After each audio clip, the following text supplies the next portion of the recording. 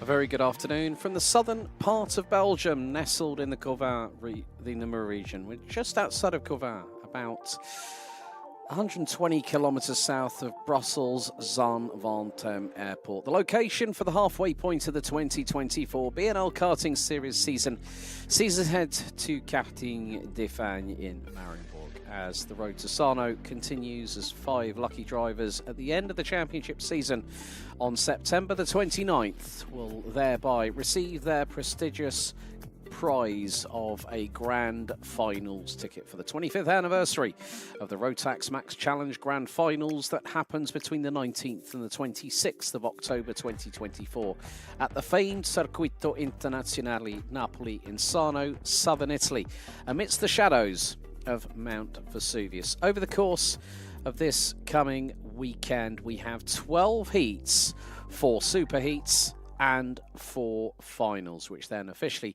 brings us to the halfway point of the championship year before we have a 3-month break until we return to Germany, and we'll be heading to Kartbahn on the 23rd to the 25th of August this year. That's 90 days from tomorrow. Hello everyone, it's Alex Goldschmidt, the official BNL Karting Series commentator, up in my customary place with my headset microphone on and ready to call all the way through today and tomorrow. Really looking forward to some fantastic racing at this 1,388 metre circuit, which we visited over a multitude of years, and really great to see that this circuit run by Thierry Lepine and the team here at KC Mariembourg providing a fantastic atmosphere and what's more, a great track. There's the timetable, which will take us through to around about 20 to 5 Central European summertime here this afternoon. So we'll be kick-starting things off with Mini and Mini Rookie before going on to Juniors.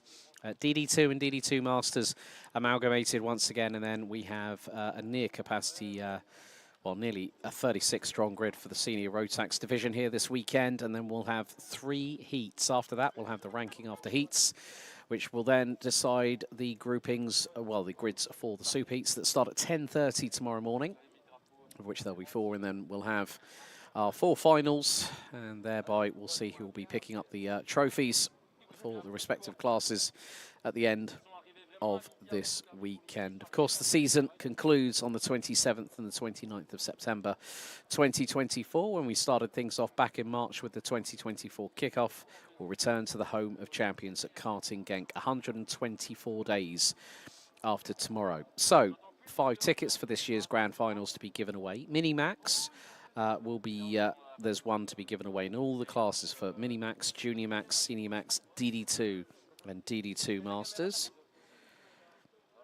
And good to see good to see that at the end of it there is some fierce competition. The first round was an absolute classic in terms of subscriptions, drivers really giving it their all at the 1,360 metre circuit. We've already had the 5 qualifying sessions already competed. Vince van der Hullen and Jesse Moonen were the fastest drivers in their qualifying session respectively earlier on. They were the first ones to go out on track. Weather conditions were, let's say, heavily mixed yesterday. Combination of sunshine, some clouds, and then later on in the day at around about 4 p.m. we were hit with a thunder and lightning storm with a severe downpour as a direct correlation. Tom Strehler, the young Latvian from Dan Holland Racing, took pole position by 2 1/1000ths in Junior Max qualifying. Nicolas Guillaume in the 491 entry running with SP Motorsport was the fastest driver in the combined results for Max DD2 and DD2 Max Masters.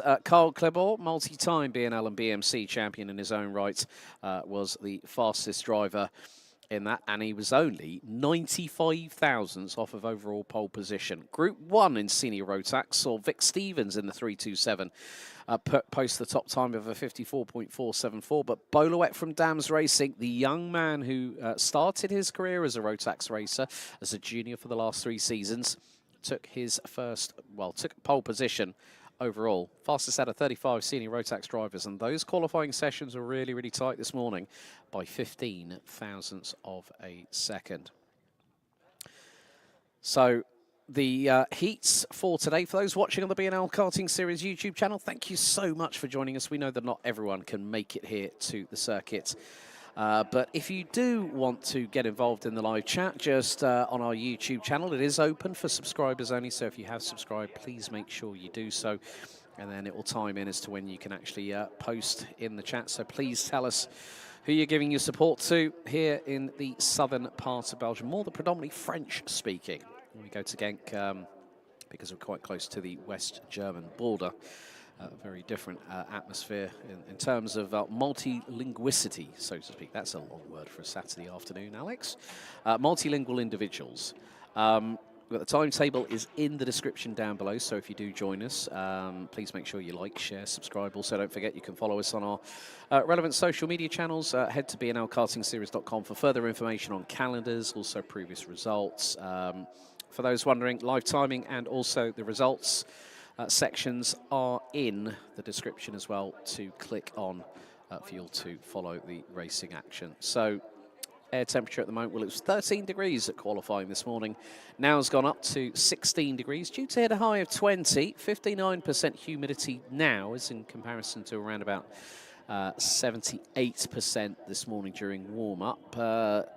Wind to the east in terms of direction, 15 kilometers an hour, 75% cloud cover, but still very nice and warm, and people still doing, you know, using the old cargo shorts or jean shorts as well, as we have got our Mini Max and Mini Rookie grid assigned and ready for battle.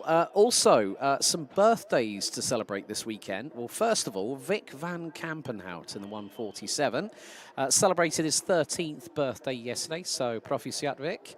Big thank you to him and Stephen for the lovely little gift last night, yesterday evening before I left the circuit. Also, another birthday shout-out, the father of last year's BNL Karting Series Minimax champion, who's now moved up to juniors for 2024. Well, Jacob Ashcroft had pretty much the perfect season after drop scores were initiated, and his father, Barry, celebrates his birthday, so many happy returns, Bazza. I'm sure you might be having a couple of drinks this evening just with good friends, including the Armstrongs and the Freemans, maybe this evening. But also, we do have a very special birthday for one of the team members here this weekend, but that'll be revealed at the end of the stream tomorrow. But more to the point, we are less than 2.5 minutes away from our first of 12 heats. Now, the way things will go, as per the regulations, of course, the format has changed for 2024. We used to run a double header, 2 days of racing, 2 separate days of racing. Now we've gone to more of the traditional format that you see in karting with the heats. Then we'll have the ranking after heats, deciding everything as to the grid for the pre-final. Pre-final, more points are up for grabs, but then the overall classification, the final classification after heats and super heats, then determines the grid for the final. Of course, there are 3 stages where drivers can pick up points, and it's 55 if you're at the top of the ranking after heats. Of course, we then take in consideration the results of the super heat and the results of the final, and thereby you get your championship points towards each round.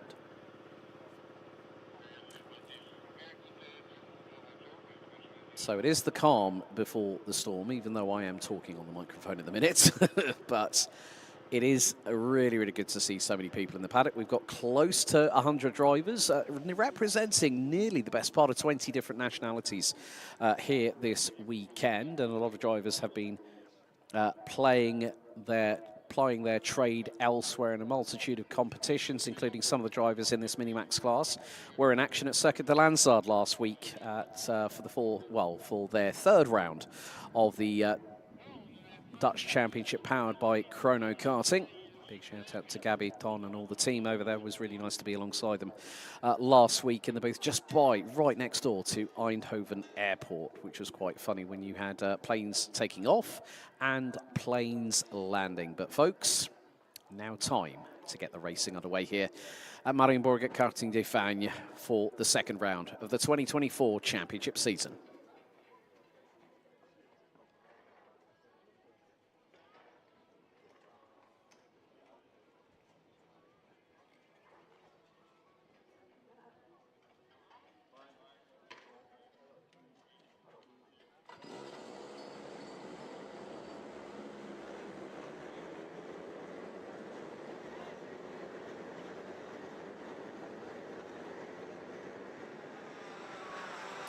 Without further ado, let's take you through the first starting grid of the second round of the season. It's Minimax and Minimax Rookie. Race 1 of the meeting, Heat 1. Vince van der Hollen starts from pole position alongside the young Brit Max Jolly will complete the front row. Jeff Verbeek and Jensen Chalk ran out row 2 with Victor Reitz and Vic van Kampenhout, birthday boy yesterday. Rounding out row 3, Jenthe joined by Jack Freeman with Daniel Minto and AJ Berggraaf rounding out the top 10. Berggraaf now has signed with SP Motorsport, run by experienced karter and team boss Stan Pex, a good friend of a man who was also a two-time BNL Karting Series champion in his own right back in 2008 and 2009. Of course, current reigning and defending three-time F1 world champion who's going to be racing at Monte Carlo this weekend, Max Verstappen from Red Bull Racing.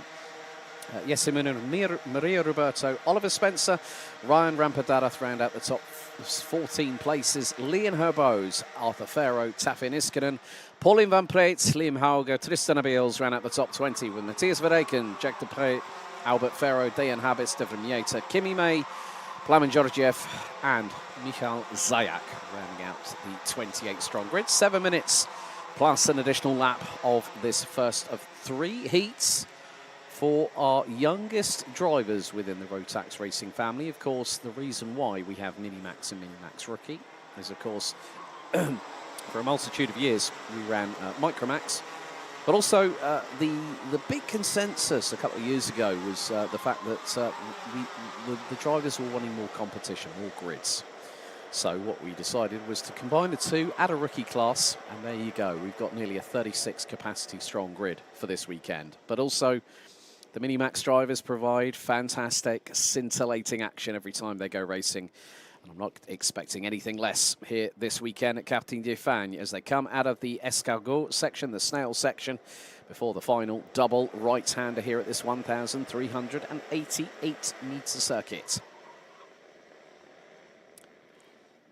So the red lights are ignited on the starting gantry here at Mariembourg for the first time here this weekend. So through the final right-hander they go into the chicane. They will then start to accelerate and split into the tram lines. Red lights on the gantry. Into the tram lines we go. Revs rise. Lights are on. Lights are out first time. And Max Jolly quickly on the offensive but runs a little bit wide coming into turn 1 for the first time. 3 wide at the back end of the field as Vince van der Hollen has the initial lead, but Jensen Chalk has moved his way up into second position. Jolly running a little bit wide coming out of turn number 2. As Vic van Kampenhout now up into third place, being followed closely by the 176 of Victor Reitz from SP Motorsport, through in towards turn 5 on the approach into Chemin de Fer at turn 6. Van der Hollen just cutting over the front of Jensen Chalk, but with enough room to have the foresight to make sure that he doesn't completely cut off the front bumper, because that could be a bit of a difficult situation for the 130 to deal with. However, through into the final right-hander, a little bit of juxtaposing a little bit further behind. I think Daniel Minto battling with Jenthe Moonen as out of the final chicane they come. Van der Hollen leads after the opening lap. Chalk in second, Van Kampenhout third. Victor Reitz now up 1 position to P4. Jeff Verbeek down 2 spots to 5th. Jack Freeman now ahead of Jenthe Moonen in the battle for 7th position. One of the biggest movers at the minute. Devon Mieta up from 25th, now 18. Michal Zayak, no surprise there from the young Pole from Dan Holland Racing, up 9 spots from last place. Now is in the top 20, running 19th, but that is quickly going to be very, very close indeed. Arthur Farrow, unfortunately, has dropped all the way down from 16th on the grid and has not made it past the timing beam for sector number 2. So, and a big incident through Chemin de Fer. There's the 135, there's the 198. Leon Herbos, Pauline Van Preet. There were 2 other karts involved, and one of them getting out of the kart and kicking. Oh, well, that's not exactly what Devon Mieta wanted at Chemin de Fer at turn 6. But Van der Hollen trying to stride away into the distance. Here comes the move from Victor Reitz up the inside, and that was by a whisker on Vic van Kampenhout. So that now means, so involved in that, oh dear, Ryan Rampadarath was also caught up in the crossfire on that one. So Devon Mieta becomes the second casualty in as many laps. But with 4.5 minutes still to go, plus an additional lap in this one, Vince van der Hallen leading. Jensen Chalk up 2 places. Now P2. Same for Victor Reutz, who's third ahead of Vic van Kampenhout. Jeff Verbeek, Jack Freeman now P6 and moving forward. Fastest lap of the race so far, no surprise. Well, Jenthe Moonen, 1 minute, 0.061. So we're literally on the cusp of breaking into the sub 60-second barrier when it comes to the pace laps during the race itself. But after the opening 3 laps, it's still Van Kampenhout leading. Jensen Chalk, ably assisted by Dad Mike. Wonderful to catch up with him yesterday evening, along with Jensen's mum too. So really, really good to see that these drivers are enjoying a lot of the racing. Of course, Jensen Chalk with a few of the British contingent who were in action at the motorsport, the Vera Tools Motorsport UK British Kart Championships at Lark Hall last weekend have made the trek down here. So yellow flags at turn 4. Matthias Verreken might also be another driver, well, who hasn't made it past Sector 2 on lap 3. Now it's going to be the case of what do Victor Reutz and Vic van Kampenhout in terms of the opportunity to try and close in on Jensen Chalk, because that lead between Van der Hallen and Chalk is expanding.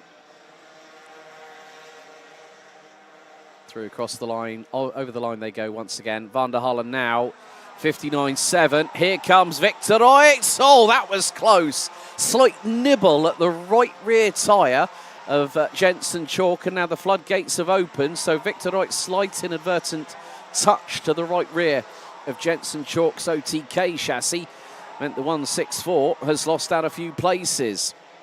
That will also now include Jack Freeman through the inside of turn 4. Sideways for Chalk.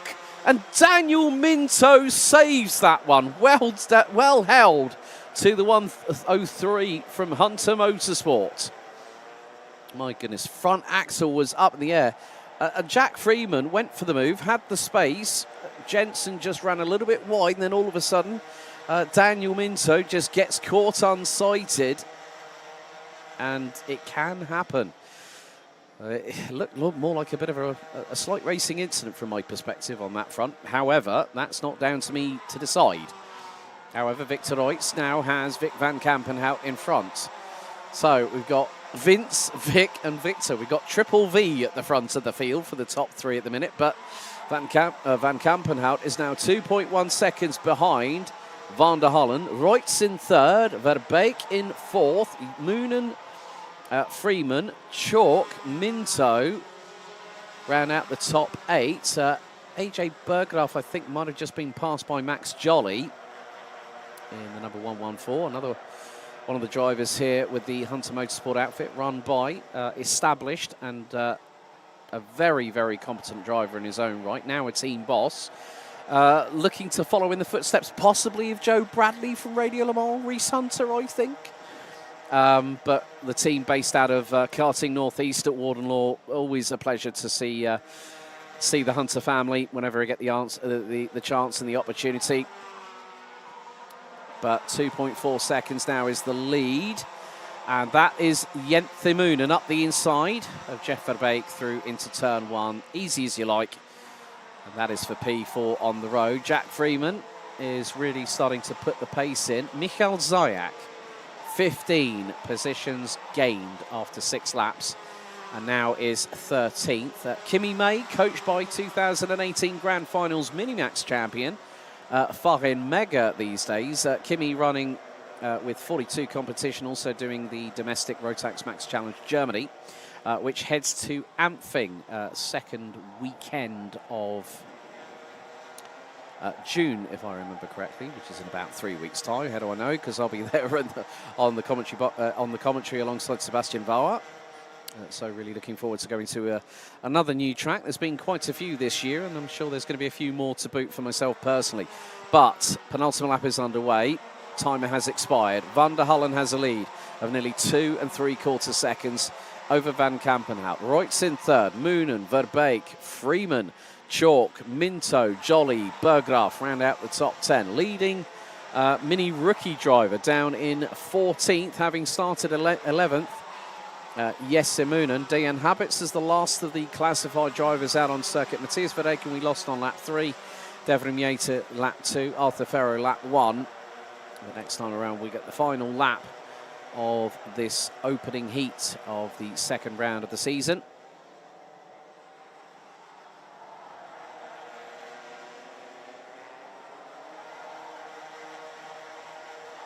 Fastest lap of the race, no surprise here, 59.528 by Vince van der Hollen, who is going to come through the chicane now and sees the last lap board, looks over the right shoulder, knows there's more than a comfortable gap between himself and Vic van Kampenhout. Victor Reutz is now going to start to try and see if he can get past the number 147. At one point, Vic used to run with a 124, which is now occupied by Arthur Ferro. It is getting a bit close for comfort between second, third and fourth.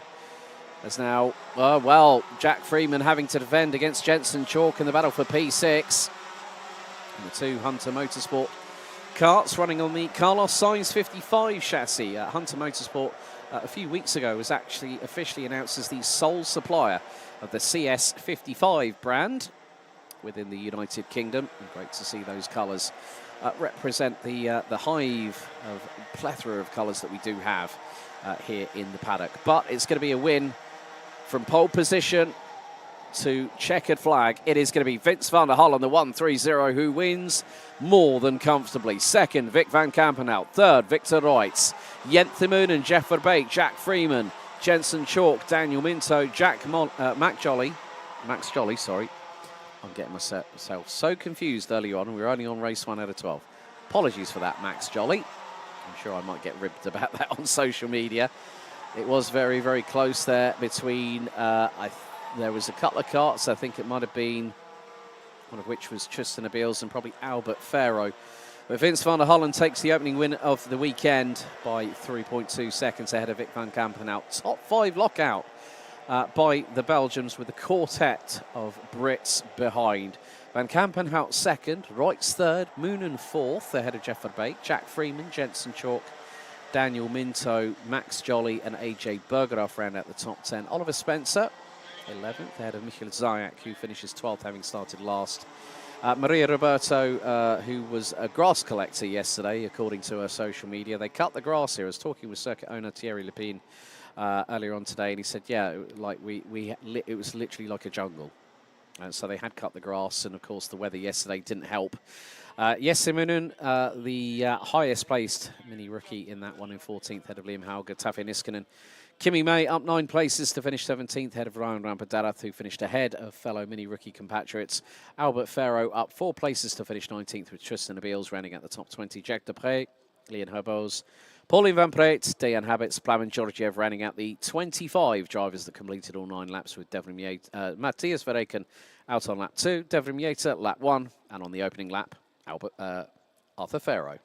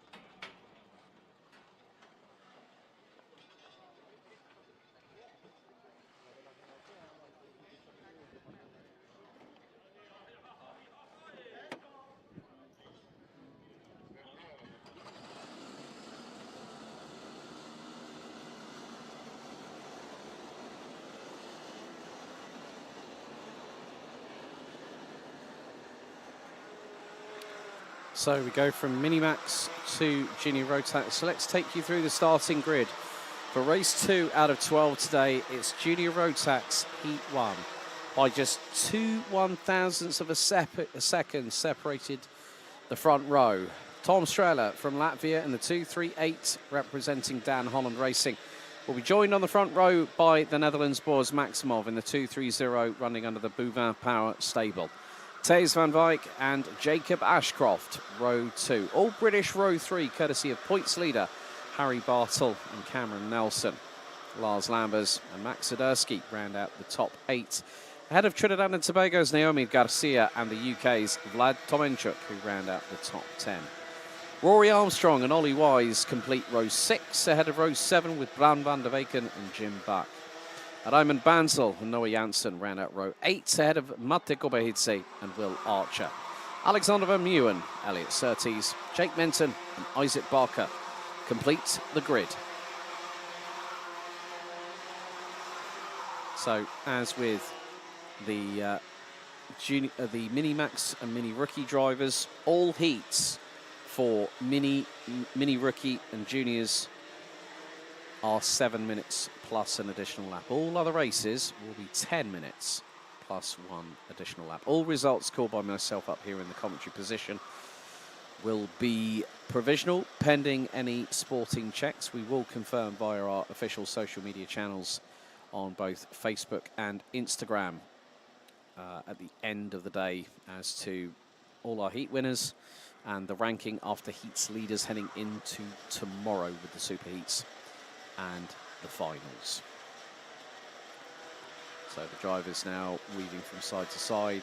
Might be the added help to bring a little modicum of warmth into those Mojo tyres, but also to check the steering, making everything is right and the driver feels comfortable. Okay, red lights on the gantry into the tram lines. Revs rise, lights are on, lights are out first time. Who's going to get to turn 1 first? It is going to be Strehler, and Van Wijk keeps on the inside and now tries to look for the race lead, but round the outside tries to go somebody. That's a DHR car. I think that might have been Jacob Ashcroft as the field makes its way through out of turn number 3 into the 90 left here at 4 for the first time. Battle for second really heated up. Harry Bartle on an offensive and a half, literally robustly moved aside Thijs van Wijk into turn 4. So that was a great move there from the 273. Aggressive but calculated. Through out of escargot come the leaders. And there we see a couple of the drivers. So the likes of Naomi Garcia running in 9th place. But the opening lap is set to be completed, and leading the way, Tom Strehler, comfortable lead over Harry Bartle, who's now up into P2. Boris Maximov hot on his heels. Lars Lambers now up into P4, ahead of Thijs van Wijk. Max Siderski, the 297 from SLC Karting, now moves up into 6th position, ahead of Cameron Nelson. Rory Armstrong up 3 spots already, and surging forward is the young man from County Down, Northern Ireland. He's ahead of Jacob Ashcroft, who's down to 9th.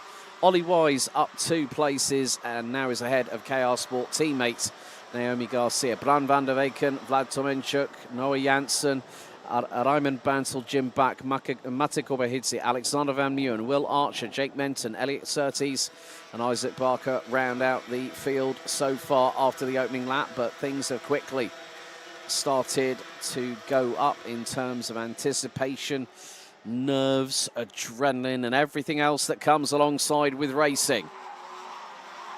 Lead between Strehler and Bartle is now nearly a second. Van Wijk on a push and has just gone purple.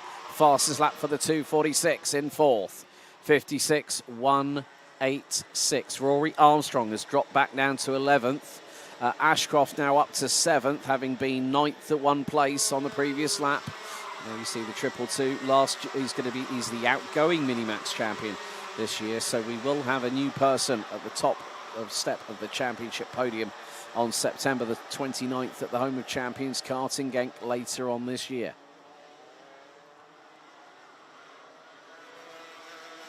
Also with that, Mateo Dedenkovic last year, a champion as a junior in the BNL Karting series, but now has moved up to senior.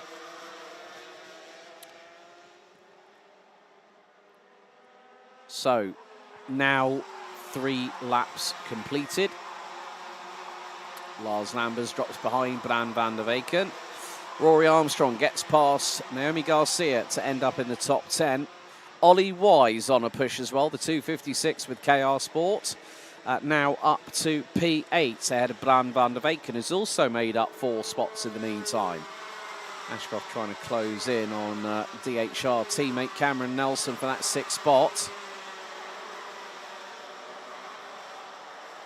Now into the quick section here before Escar go. Oh, dearie me, that's not great. 221 and 227, Jim Back and Alexander Van Meeuwen at Chemin de Fer. That is a real shame. The marshals trying to assist. A big thank you to the marshalling team here at the circuit here at Mariembourg. Meanwhile, Dave Van Wyk is closing in on board as Maximov looks up the inside at turn number 3. Oh, was there a little bit of slight touch between the pair? There might have been. But Van Wyk now gets through for what is 3rd on the road. Cameron Nelson last time around was the fastest driver out on track. Max Swiderski in the meantime has got past Jacob Ashcroft. So, well, it's more the case of Cameron Nelson's actually got past Max Swiderski, more to the point, I think. So that is Jim Back and Alexander Van Meeuwen out on lap 4, I'm afraid. We've still got 2.5 minutes plus an additional lap of this first of 3 junior Rotax heats to continue. And Bran van der Weyken, Ollie Wise, Naomi Garcia ran out the top 10. Rory Armstrong's unfortunately dropped behind Vlad Tomanchuk in the battle for P11.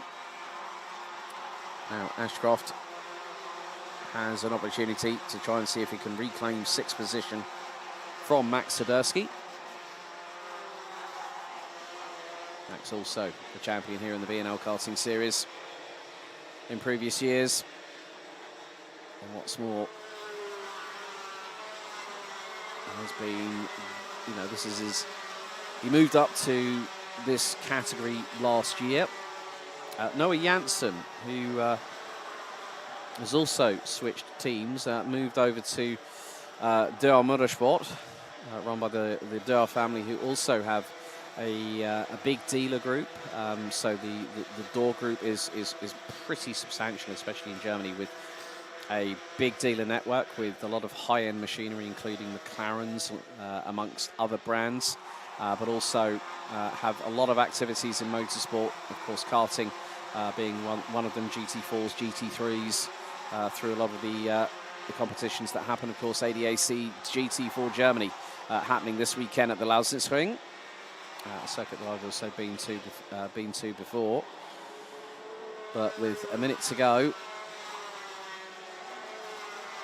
Tom Strehler has a lead that is being, from sector to sector, being reduced by Harry Bartle to the point where it's now half a second. There's going to be 2 laps to go after this one.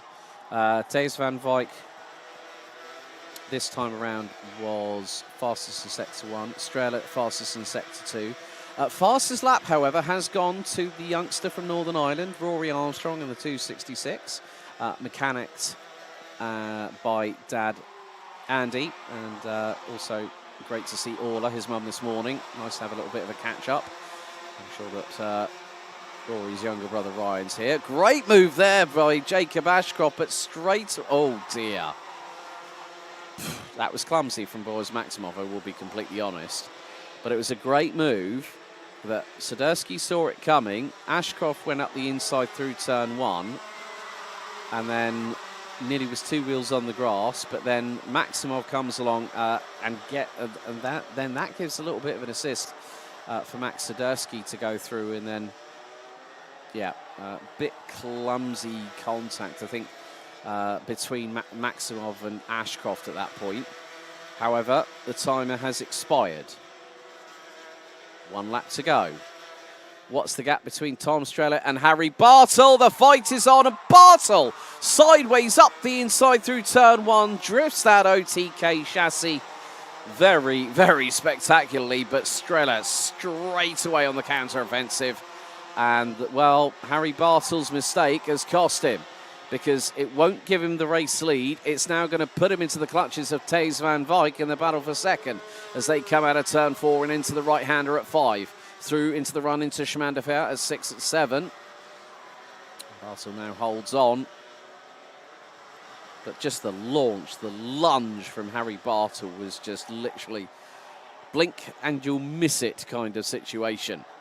However, having started from pole position, echoing what's happened in the first heat so far in Minimax and Minimax Rookie. Strella is going to win, but it's going to be a run to the line for second. Strella wins comfortably. Bartel second, Van Wijk and Cameron Nelson. Nelson wasn't that far away. Fifth, it's Jacob Ashcroft. Maximov takes 6th. Rory Armstrong 7th. Max Sadersky 8th. Who at one point was running in the top 5, maybe even as high. Oh, well, Elliot Surtees' race had a bit of a drama, and that was coming through, I think, that was coming out of turn number 5. So Elliot Surtees might be able to get that kart going again. Bran van der Weyken and Ollie Wise ran out the top 10, but Tom Strella from Latvia, the young man based not too far outside of the capital city of Riga. Had the pleasure of speaking with him and his dad Armand. It's good to see Mama Strela is here as well, alongside Tom's. Thijs van Wijk takes the fastest lap of the race, finishes P3 behind race winner Tom Strela and Harry Bartel. Cameron Nelson started 6th, finished in 4th ahead of Jacob Ashcroft with Boris Maximov. Rory Armstrong takes 7th, having started 11th, with Max Sadersky, Bran van der Weyken and Ollie Wise rounding out the top 10. Vlad Tominchuk, Naomi Garcia, Raymond Bansel, Lars Lambers and Mate Kobahidze ran at the top 15 with Will Archer, Noah Janssen, Isaac Barker, Jake Menton being the last of the drivers that completed all 9 laps, with Elliot Surtees out on the final lap. Jim Back and Alexander Van Meeuwen coming together at turn 6 at Chemin de Fer and out of the race.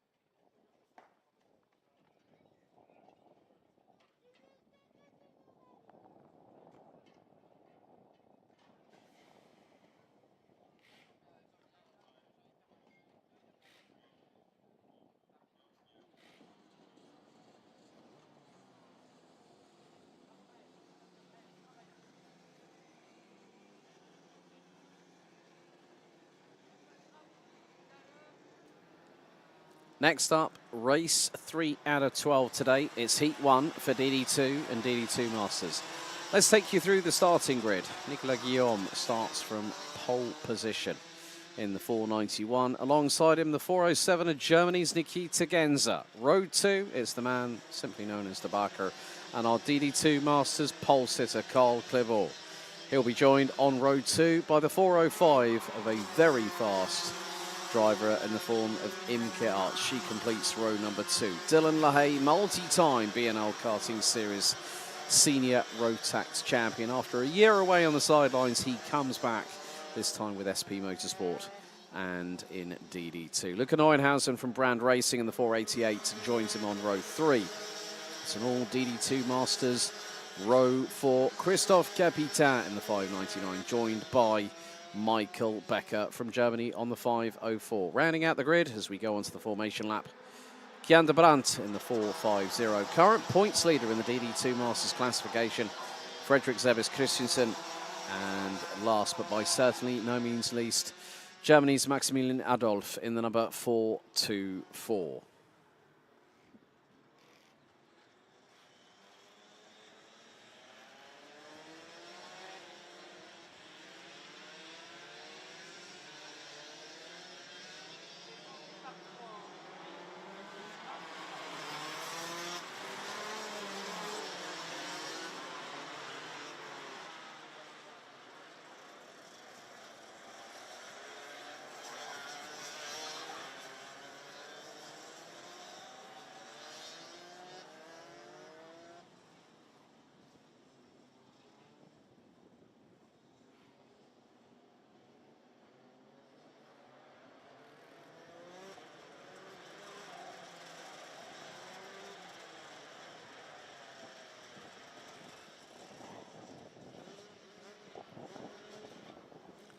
As the sun continues to shine here on this 1,388-metre circuit at Karting d'Espagne, we are set and ready and are about to get underway. We're under starters' orders for this race.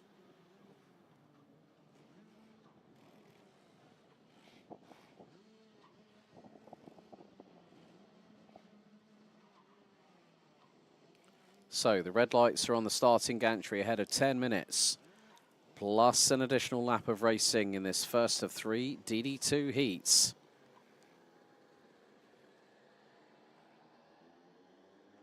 Revs rise, lights are on. And it looks like, well, I did see that the lights didn't go out. We might, I'm not 100%, well, I'm not too sure if the lights did go out on that point. It is going to be a red flag. Red lights did not go out. Technical difficulties at the start. Red flag has been called. It looks like, yeah, it is going to be a full start and a red flag. It's going to be a full restart on that one, I'm afraid. So red flag around the circuit.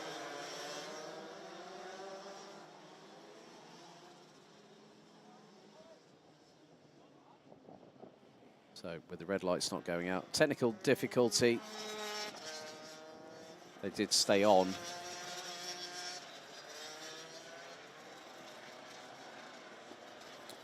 So as soon as I saw our colleague Hans walking out onto the start-finish straight with a red flag in his hand, I knew the fact that our race director Martin Leiner would have called a red flag. That go-karter guy, are these shifters or Rotaxes? They are Rotax carts. We do have some CRG. I'm just trying to remember if we do actually have any CRG participation. Not in this class. We've got Kart Republic. We've also got Gillard, EOS, OTK. So I hope that answers your question, that go-karter guy. These are two-speed gearbox karts, unlike the those of the shifter variety, which I have had the. I am currently commentating on a multitude of different championships that do have shifters as part and parcel of it. So they are going to be checking the starting order. So looks like we have got pretty much everyone where they will be starting, it looks like.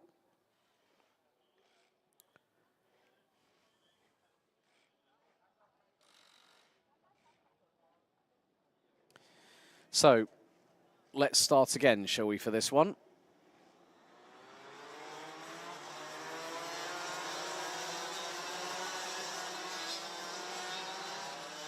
You're more than welcome, that go-karter guy. So we are going to go around for another tour of the circuit here, 1,388 metres. First, when was the first time I actually came to the circuit? I think it might have been, I can't remember off the top of my head. I've gone to so many circuits over my commentary career. You kind of lose count, even though for certain information, I have a mind that's a bit like a sponge rather than a sieve. But Fredrik Zevis Christensen, not having the greatest qualifying, starts on the outside of row 5. Now, in terms of correlating the characteristics of this circuit, the start-finish straight is very much akin to Brands Hatch, because there is a camber that's into the right-hand side of the circuit. It's normally the outside row that have a difficult time trying to really channel that start.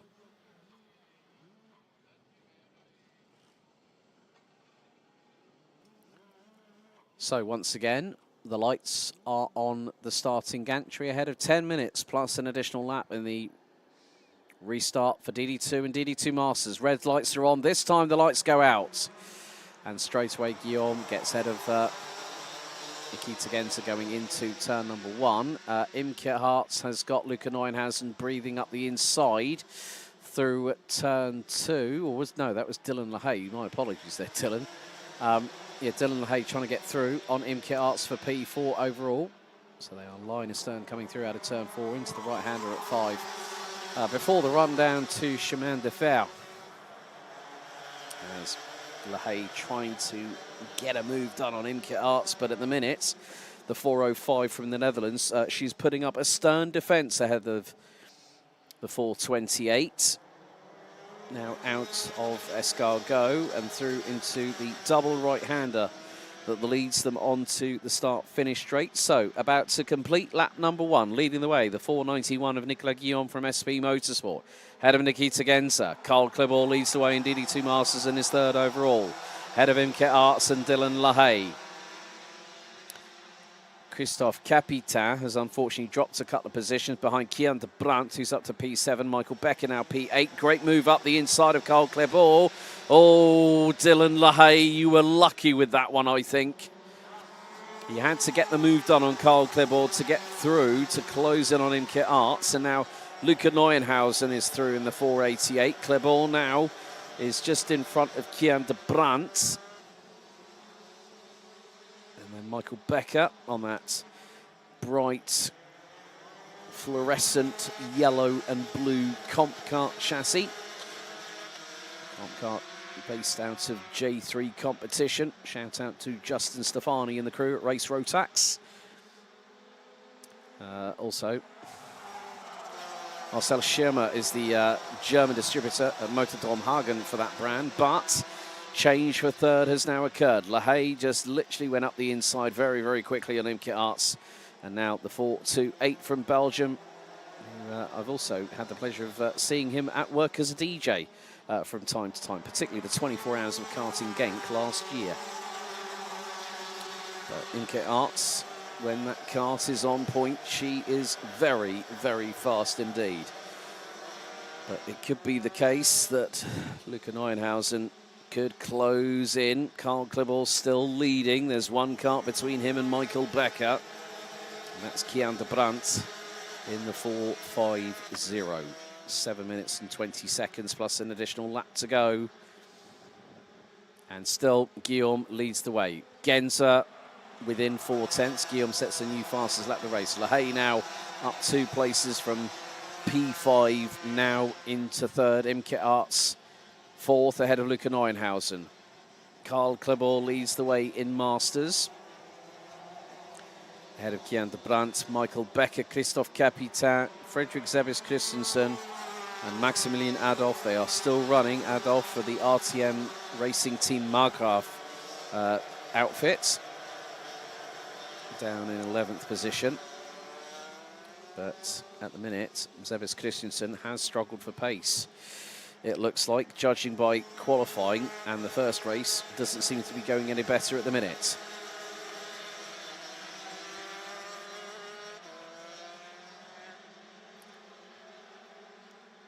Lap 4 is completed and still Guillaume leads. He's now starting to expand a slight advantage over Germany's Nikita Genzer. Dylan LaHaye still holding off the advances of one driver in the 405, Imke Arts, who is literally breathing down the back of his race overalls and now senses an opportunity that in the next couple of laps or so that she will get through on the 428 from SP Motorsport. Down into Chemin de Fer here at turn 6, then through into 7 before turn 8 at Escargot brings us into the tightest part of the circuit. And then you've got to start accelerating as you come out of this right-hander before the final double right that leads us back onto the start-finish straight. And then that is another lap of this circuit completed. And still, well, purple in sector 3 by Genzer, but Guillaume again, another fastest lap, 55.073.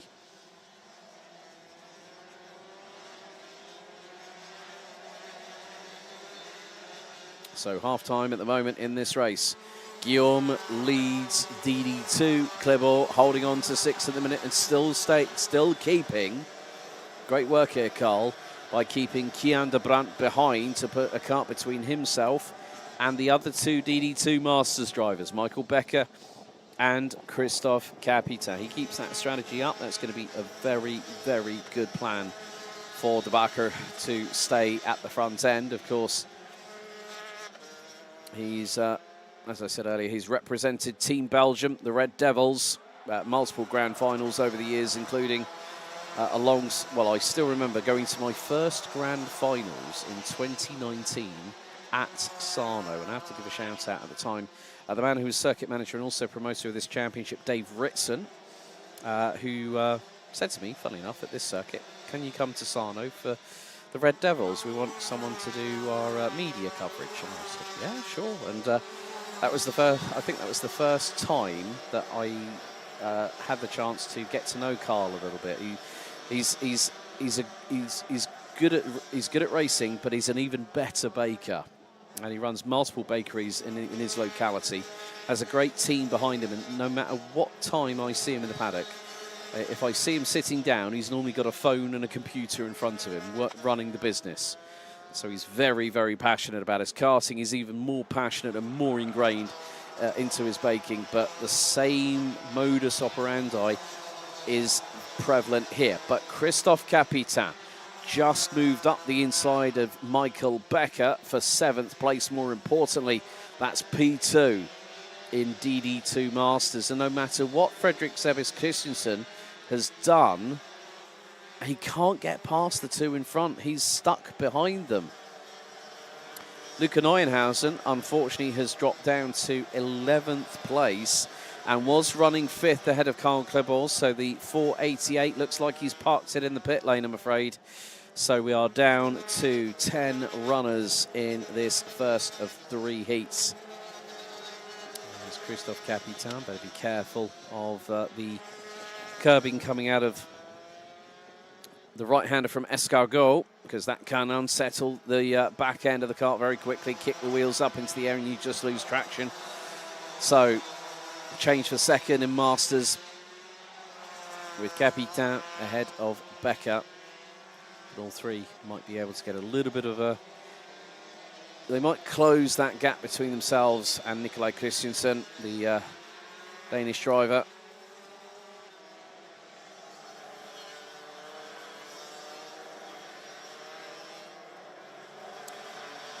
But with just 2 minutes to go, Nicolas Guillaume has expanded a lead to just under a second. He's just gone purple in Sector 2.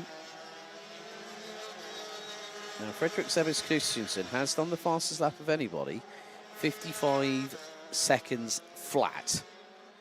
Optimum, ideal lap time according to our live timing calculator, 54.886. Now on to lap 10. And still the battle for P3 carries onwards. Well, it looks like, well, Luca Neuhausen didn't pull it into pit lane. I've just seen the kart on the grass, just in between the run to turn 2 and, well, actually just off of turn 2 as Imke Arts through at turn 6 at Chemin de Fer. That was very, very cheeky, but nicely played by the 405 from the Netherlands. Dives up the inside with enough room to spare and gets through on Dylan Lahaye to retake that 3rd place. So 2 more laps to go as Guillaume crosses the line with 46 seconds to spare. So on to lap 11. We'll have 2 more to get. We'll have 2 more, including this one. So 12 laps set to be the full amount of tours around this circuit. As Imke Arts trying to see if she can stride slightly away from Dylan Lahaye, but that is easier said than done. Down to Chemin de Fer, go 3rd and 4th place.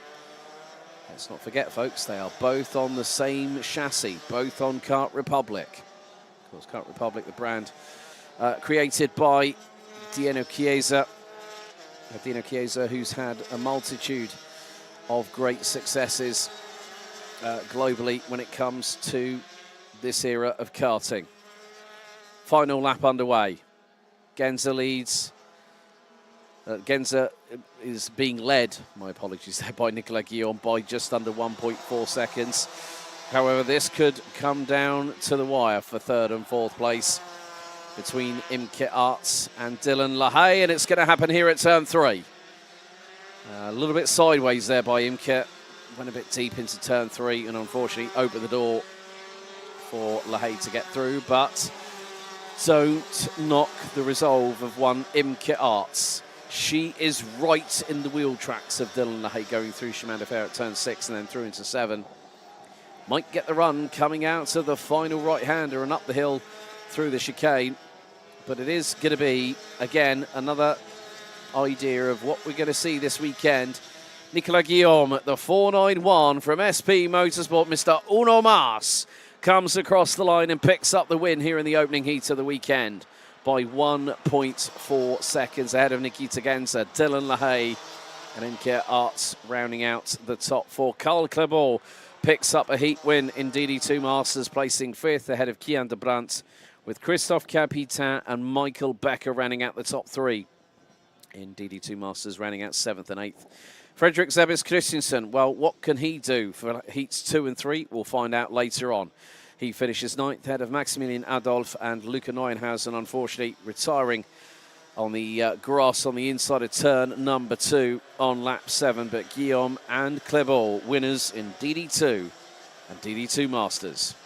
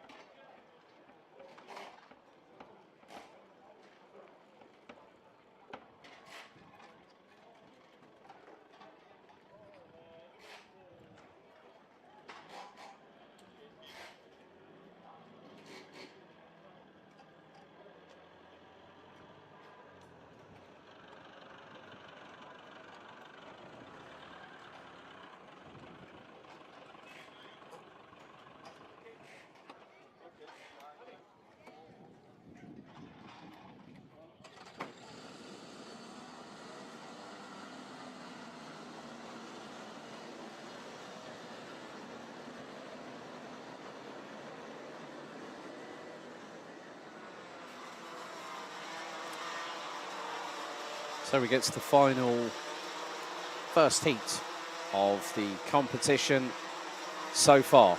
And it's race 4, heat 1, Senior Rotax, nigh on a full 36 capacity strong grid. Boluettes by 15 thousandths pip Vic Stevens to pole position, so it makes it an all-Belgian front row. Mateo Denkovic, Jaden Teen, row 2. Jort van Wyk and Armin Hamilton, row 3. Macaulay Bishop and defending champion Kai Hunter, row 4 with Julian Glosman. And Ollie Yonkers rounding out the top 10. Archie Buttle joined by Danny Shields on row 6. Tom Longois, Christopher Holst, Lawrence Herbols, Mika van der Pavet, Thomas Behrman, Gustav Uzakovs, Sverre Uben and Sebastian Koch round out the top 20. Freddie Ingram, Bram Plomp, row 11. David Outleichner, Luca Brima, row 12. Alex Duncan, Puck Gubbles, Ladiko Hernidze, William Norbeek, Martin Gaskins and Ralph van der Pavet round out the top 30.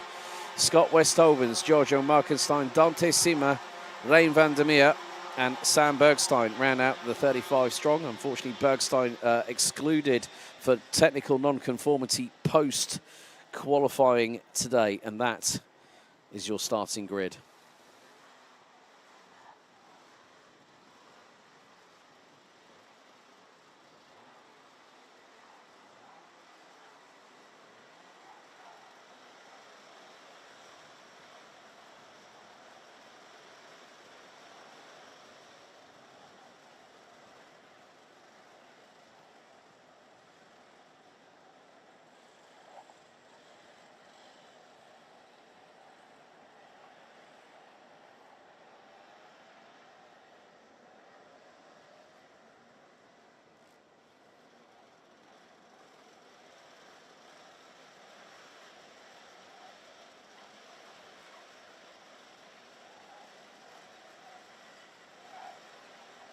So the drivers now get themselves steeled and ready for their first 10-minute heat plus an additional lap.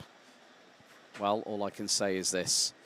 Expect the unexpected. And Joshua Graham, well done at your win at Larkhall. Wishing all the KR Sport team the very best of luck. Lights are out. And it's the run down to T1. It's getting a bit frantic at the front end of the field, as a couple have gone off at the back end, one of which Ralph van der Pavet, the other one Puck Gubbles. 368 and 388, but the field makes its way down towards turn number 4 for the first time of asking. Some drivers jumping up and down in the seats. But at the minute, it looks to be Mateo. Well, is it Mateo Denkovic? That's the big question. No, it's not. It's Vic Stevens that looks to have got the race lead. Who is in P2? Well, they're just coming through Escargot. That's a Dams Racing driver. That's more than likely going to be Boluet. There's all too wide. Macaulay Bishop gets past. I think that would have been from SR Solutions. Julian Klausmann in the 373. Put across the line to complete the opening lap. Vic Stevens leads the way. Boluet second. Jaden Teen now up to third. Radenkovic fourth. Jort van Wyk, Kai Hunter, Armin Hamilton, Julian Klausmann, Archie Buttle and Ollie Yonkers round out the top 10.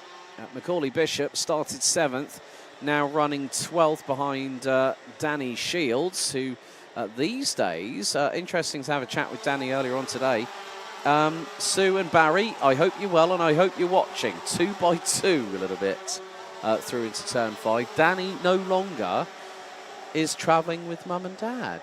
Well, Sue, Barry, I hope at some point one or two of you will make your way into the paddock at some point, because it'd be wonderful to catch up with you at some point. But 8 1/4 minutes, and well, first to 34th after the opening lap, covered by 9 seconds. Still Stevens lead, but second is going to be under threat, and that's through for Jaden Teen. Great work by the championship leader, but now the elbows are out. Oh. Careful with that front bumper, Mateo Denkovic, as Jort van Wyk gets a surprise on his inside. There comes Kai Hunter, and he's through. Hunter's through for 4th, and now the floodgates are going to start opening. Armin Hamilton might have just gotten through, and I think maybe even Julian Glosman in the 373. Oh dear, the fireworks have started early. There we see Ollie Yonkers, the 316, also one making the move up, like teammate Beau Louette from juniors to seniors this season. Managed to qualify through the RACB Belgian Max Challenge for the Red Devils last year, did Ollie. But Vic Stevens, oh dearie me, that was close. Well, the 343 just literally got the carpet yanked from underneath them. Or the 373, that was Julian Klosman. So Bishop is through, Yonkers is through, and just behind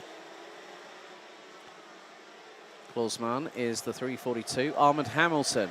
Hungarian heritage coupled with a bit of Aussie grit. And you wonder why I'm making the reference to Mark Webber. Well, Ahmed is also has proud Australian heritage. A bit like Lockie Robinson, who's competing this weekend at the ADAC GT4 Germany Championship, also which supports the DTM this weekend. So good luck to Lachlan. Vic Stevens continues to lead, but Jaden Teen is now starting to reel him in a little bit here, with just over 60% of the timer left to run in this first of 3 heats. Of course, normally if we had over 36 drivers, we'd put them in 3 groups. Each would run 2 heats, and then we have 2 super heats tomorrow. But with 35 drivers, we can run them all at the same time. Christopher Holst has been one of the biggest casualties in terms of what's happened. The 311 from Switzerland, from the same country as brothers Tino and Mario Sidler, has dropped all the way down from what was 14th on the grid and now is running down in stone dead last in 35th position. However, Vic Stevens is continuing to lead the way after what is now lap 5. Fastest lap last time. Well, younger brother of Formula 2 driver and Haas F1 reserve racer, Ollie Behrman, who's going to be running at Monaco this weekend in Formula 2, his younger brother, Thomas.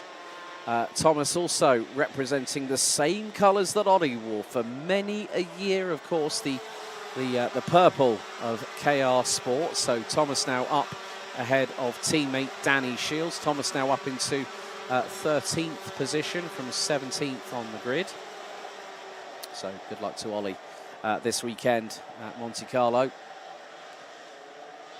But Vic Stevens continues to hold on to that race lead ahead of Jaden T.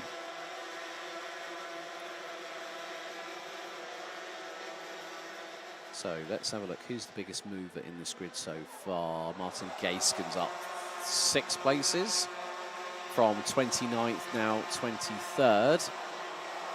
Archie Buttle in the 322. He rounds out the top 15 behind Messrs.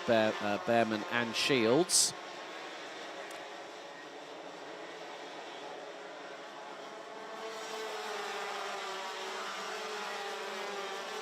Ollie Yonkers now puts in the fastest lap of the race, 55.252. Oh no, that is Mika van der Pavert out of the race, and that's at turn 2. Mika looks to be hobbling on his right ankle, it looks like, I'm afraid. So Hart is just off of the barriers on the outside part of turn number 2. So the big question is, if yellow flags are being employed, that will be a no overtaking spot. Jaden Teen,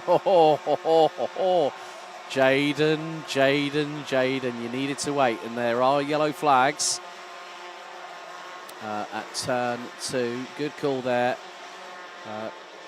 If the kart was completely away from the racing line at that part of the circuit, then fine, no yellow flags would be needed. Oh, someone's got their elbows out, and that is Mateo Radenkovic up the inside of Beau Louette. And what this has done is it's brought Kai Hunter into the mix and now can gun for at least the top 3 by the end of the race, but may even, you consider how close the top 5 were after 7 laps. 1.1 seconds. Great move up there.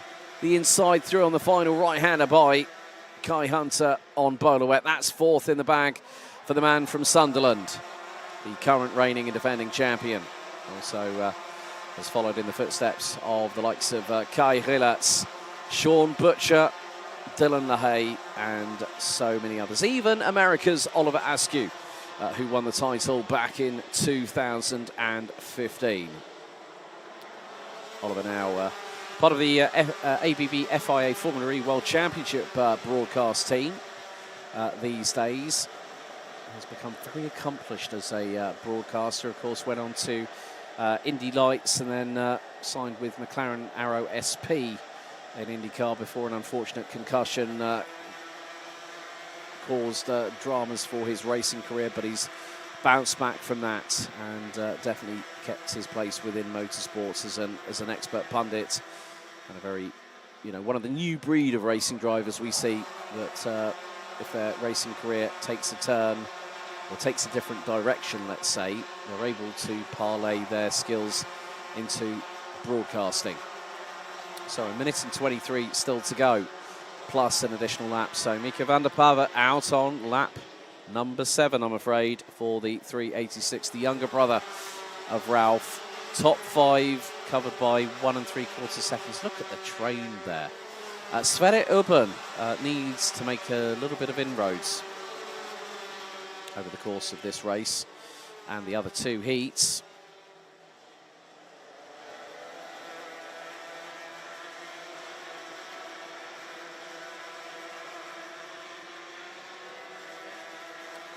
But at the front end of the field, well, the gap was just over 3/10 between Vic Stevens and Jaden Teen, and now it's nearly half a second. 2 laps to go. So Stevens leads from Teen, Radenkovic, Hunter, Louette, Van Wyk. Bishop now up to 7th, ahead of Yonkers. Hamilton down from 6th to 9th. Glosman 10th, Herboz and Behrman now round up the top 12. Langlois from France rounds out the top 15. Ooh, bit of a congregation of KR Sport colourage. Oh, and well, there was a bit of a ta-ta-ta and backwards and around. That is Jort Van Wyk from Bouvin Power. Oh dear. It came to blows coming out of Chemin de Fer. And, well, Jort Van Wyk has had to wait a lengthy time. A real shame.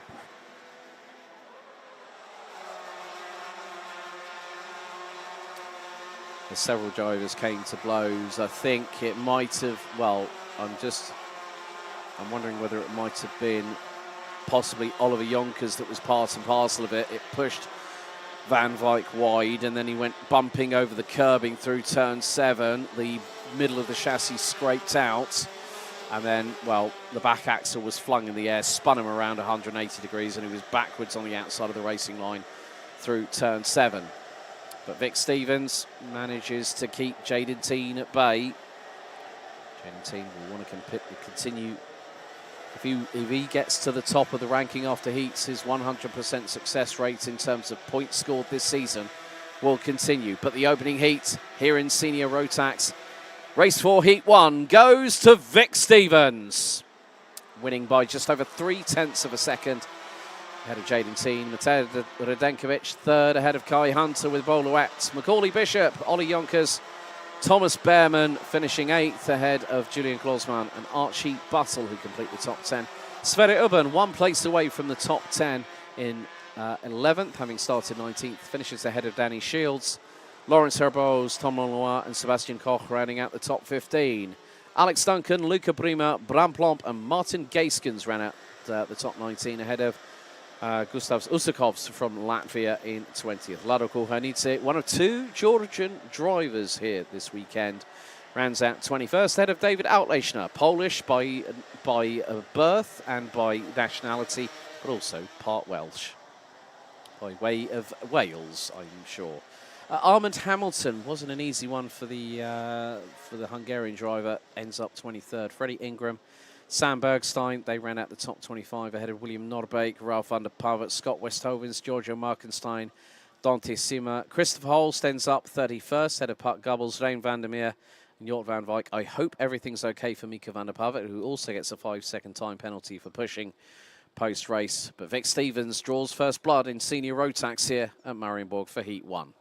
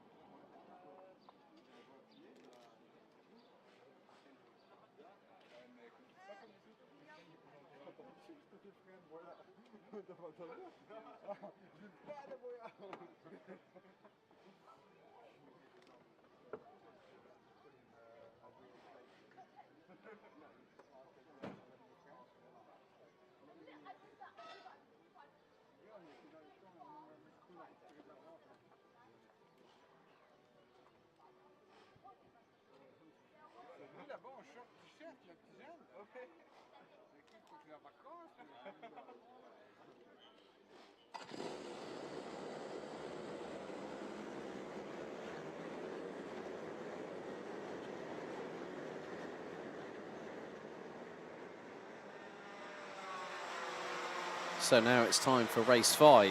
Heat 2 of the meeting for the Mini-Max and Mini Rookie division. Let's take you through the starting grid.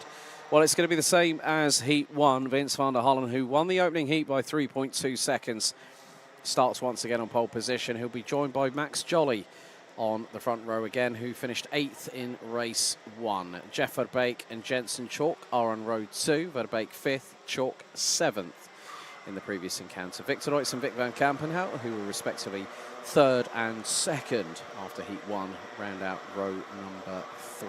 Jens Immonen, Jack Freeman, Daniel Minto and AJ Bergedorf round at the top 10 with Jesse Immonen, Maria Roberto, Oliver Spencer, Ryan Rampadarath, Leon Herbos, Arthur Ferro, Tafen Iskanen, Pauline Van Pleet, Liam Hauger and Tristan Abiels round at the top 20, followed by the likes of Matthias Verreken, Jack Depré, Albert Ferro, Diane Habit, Stefan Mieta, Kimi May, Plamen Georgiev and Michal Zayak rounding out the back of the field. So 3 drivers picked up penalties for front fairings infractions. DN Habits, the 131 being one of them, Kimmy May, and also the 103 of Daniel Minto.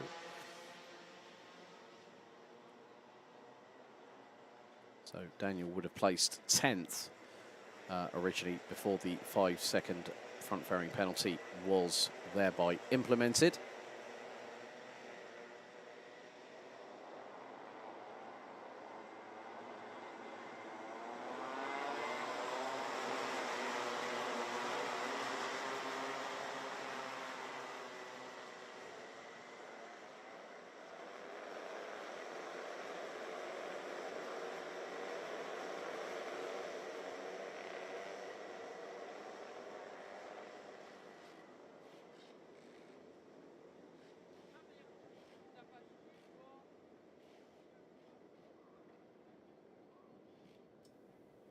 So the red lights are ignited on the starting gantry once again. So Van der Hallen won by a comfortable margin whilst everyone else was squabbling behind. Will the same thing happen? Will lightning strike twice in heat number 2? Well, join us on this roller coaster ride here at Karting d'Espagne to find out very, very shortly. As the field makes its way, all 14 rows, 28 drivers split, head into the tram lines. Revs rise, lights are on, lights are out, and we're underway. And this time, Max Jolly, around the outside of Vince van der Hallen through T1, manages to get the race lead. 3 wide, maybe nearly 4 wide for the battle for P3. Victor Reutz leading that battle. But Max Jolly, great textbook round the outside as Daniel Minto looks for the opportunity. Looks to be up the inside of Jensen Chalk through turn number 3. 2 wide into turn 4, you can go, but be very, very careful. Kimmy May at the back end of the field having to keep his elbows out and also just try and keep it on the black stuff at the minute. It's easier said than done as they come through turn 6 at Chemin de Fer. Someone mounting the curbs through the exit of that corner. Looks to be, once again, the 150 of Kimmy May, but coming through Escargot. Victor Reutz up the inside. Oh, dear. So that is... I think that was Daniel Minto that just lost the position to the 176, and now Minto is losing a couple of positions. Vic van Kampenhout has gotten in front of the 103 from Hunter Motorsport, but Max Jolly leading Vince van der Hallen by 93 thousandths of a second. Now into turn number 2. Oh, and we've had a drama a little bit further back. Albert Ferro is out of the kart, and there's someone else, Matthias Verreken. Oh, well, they just had a drama. That was coming out of Escargot, so there's going to be yellow flags on the marshal post just before. Verreken just saying, what on earth were you doing? And Ferro's just completely... Oh, now that was one of the GKS karts off the circuit. Big time. Big time. Liam Hauger, I believe, in the 127. That was very, very scary. Heading into, I think it was turn 5, off of the 90 left at 4. And yeah, just went very wide, kicked up the dust, mowed the grass a la Valtteri Bottas. And unfortunately, ended up nearly coming into the path of everybody else. But Vince van der Hallen retakes the race lead in the meantime. Second, Max Jolly. Third, Jens Immonen. Fourth is Victor Reutz. Jeff Verbeek in 5th now, ahead of Jensen Chalk. Not for much longer, because now that's Daniel Minto, who's just got through at turn 2 in the 103. Now blocks off Chalk, going into 3. Dive bombs up the inside of Verbeek. That was a brilliant move. 2 textbook overtakes, but through into turn 4. Oh, up in the air and around. 3 off at turn 4, one of which was Daniel Minto, one of which was Vic van Kampenhout. Oh, dearie, dearie me. And who else was involved? I'm trying to see. It was an OT. It was a Tony kart. I think that could have. I'm not sure what. Well, I'm not too sure. It might have been Jensen Chalk, possibly. We'll find out as we are going to be coming through. Oh, bumping up through the penultimate right-hander on the curbing through on Jens Immonen was Ryan Rampadarath. And then somebody also went through. So it was not. Oh, it was Jeff Verbeek. Jeff Verbeek, the 126, was also the other driver involved in that 3 karts incident coming out of turn number 4. So Vince van der Hallen has a half-second advantage over Max Jolly. There's yellow flags at turn 4 at the minute.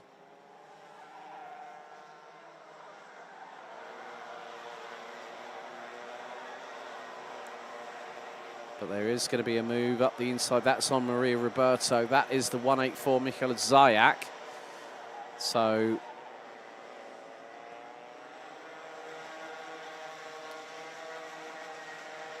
Vic van Kampenhout, I haven't seen whether he's moving again or not. Unfortunately, our camera at turn, well, just off of turn number 5, has just got one solid image at the minute.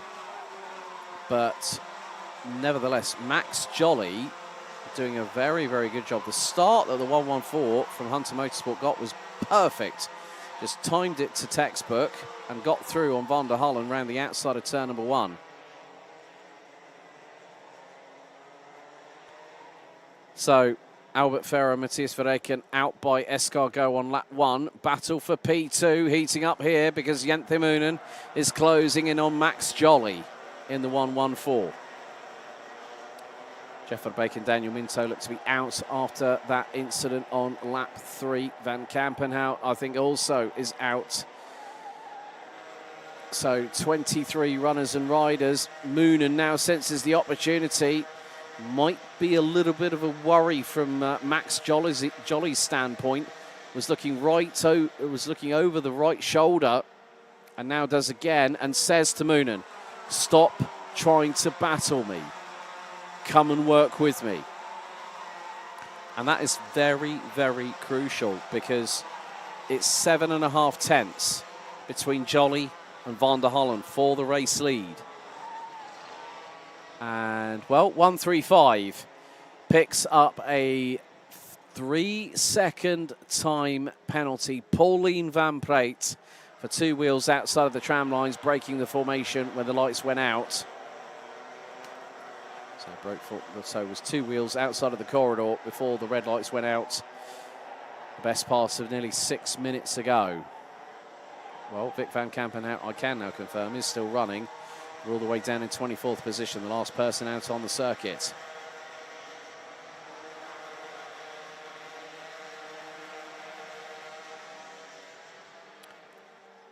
So 2 laps to go. Battle for second heating up. Battle for fourth heating up as Jensen Chalk trying to close in on Victor Reutz. Leon Herbos gets past Maria Roberto. Kimi May, along with Devon Yater and Dejan Habits, all up 9 places. So Habits 15th, Yater 16th, Kimi May 17th. Plamen and Georgiev started on the inside of the back row, 27th now, currently running in, well, 27th now, currently running in 22nd. Our leaders are making their way through in towards the exit of Escargot for the penultimate time, because this time around we're going to see the final lap board. Jensen Chalk really getting racy behind Victor Reutz. Look to the outside of the final right-hander, did the 164. But couldn't make it work. Final lap underway. Van der Hullen leads.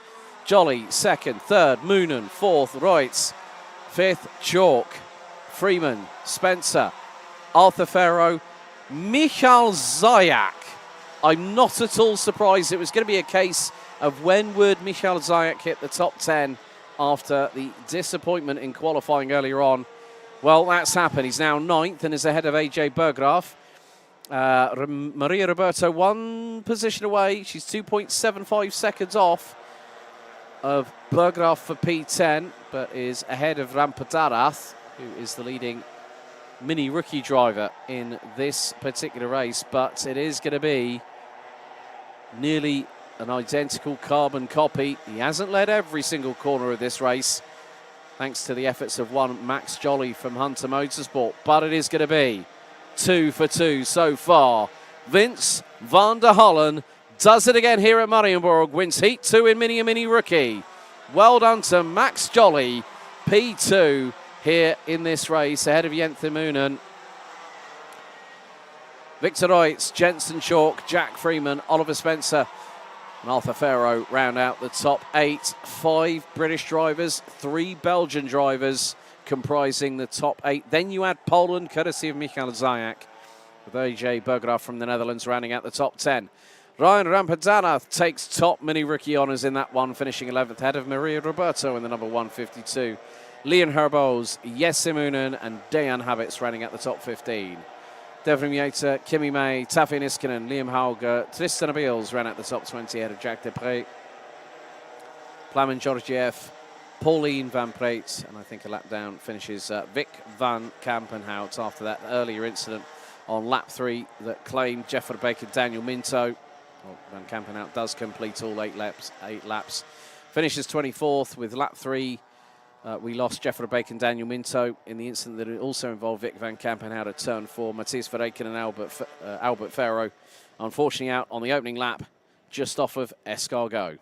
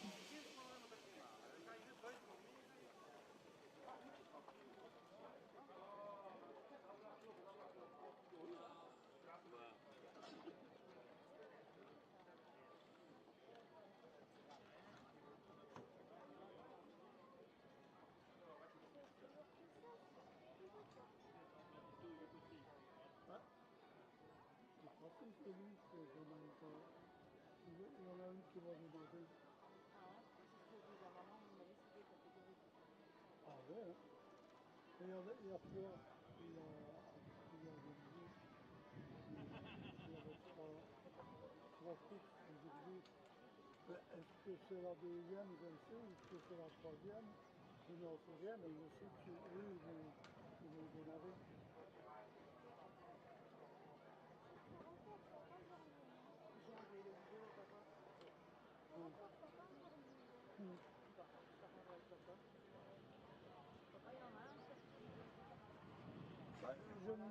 Je me doutais bien que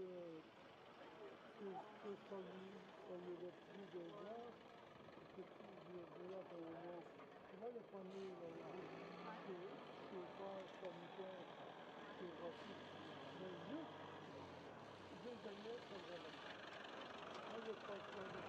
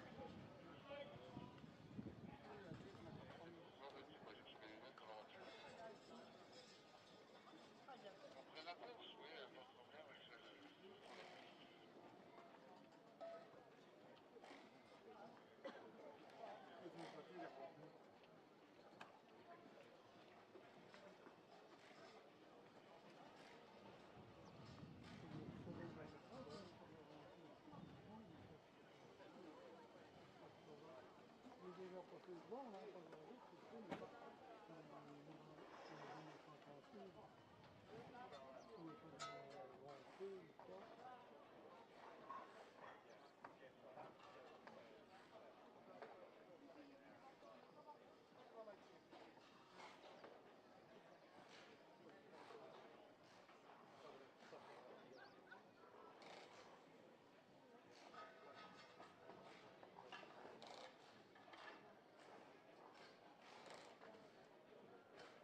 Et après, je crois que c'est comme tu le verras mieux parti. Comme ça, comme moi. Toi, ici, si tu le verras mieux parti.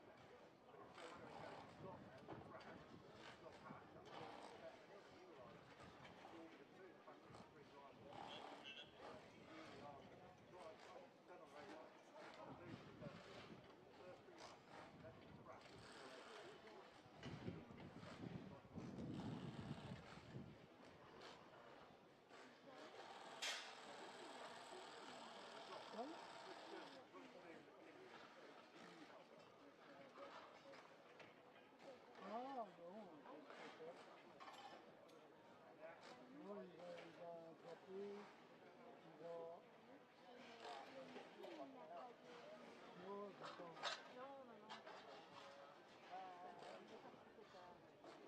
Oui.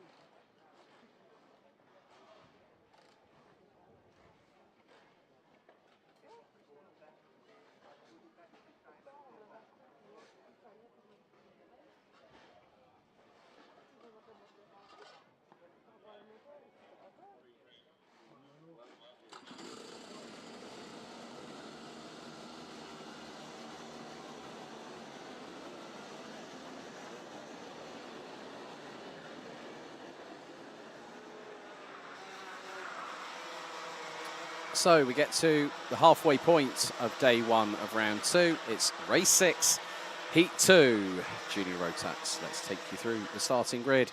Well, Tom Streller, who went on to win heat number 1 by just under 2 seconds, starts again from pole position. Alongside him once more, the man that pipped Tom Streller to the European Minimax crown a couple of years ago.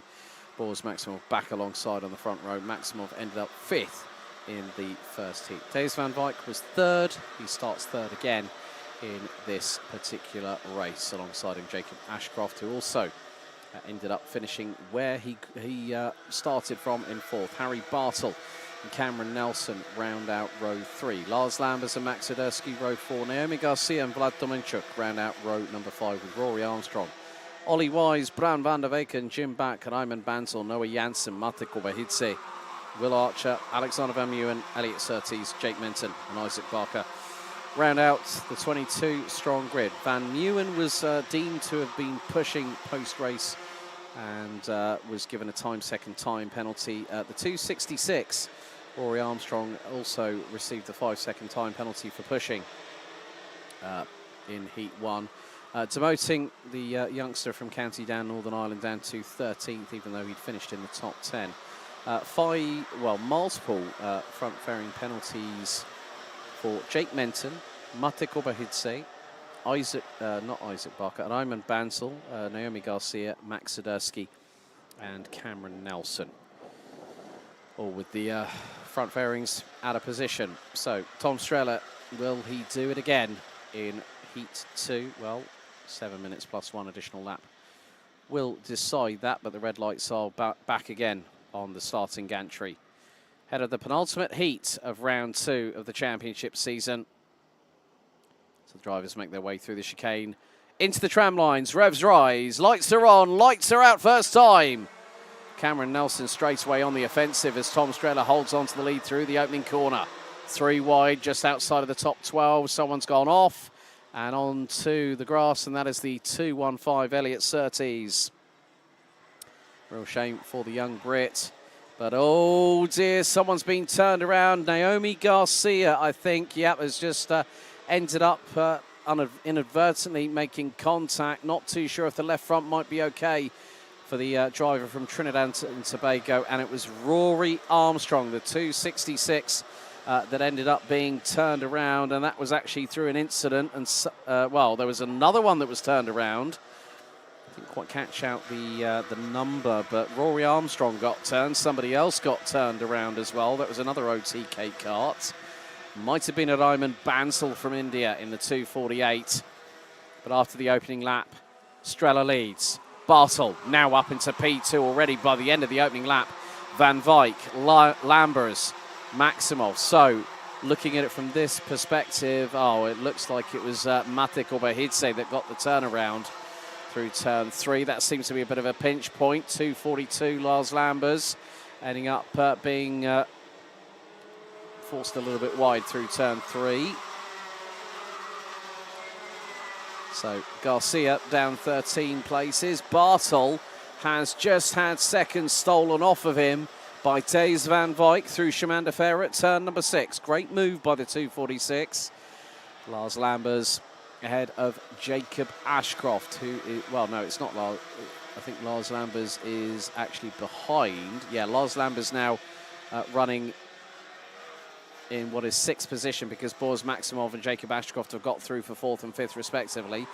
7th is Raymond Bansal, so it looks like, it was Matic Obahidze that got turned around as up the inside, through on Boris Maximov. Oh, dearie me, and Lars Lambers makes a complete pig's ear of turn 2, compromises Maximov and drops him down. That would be behind Cameron Nelson.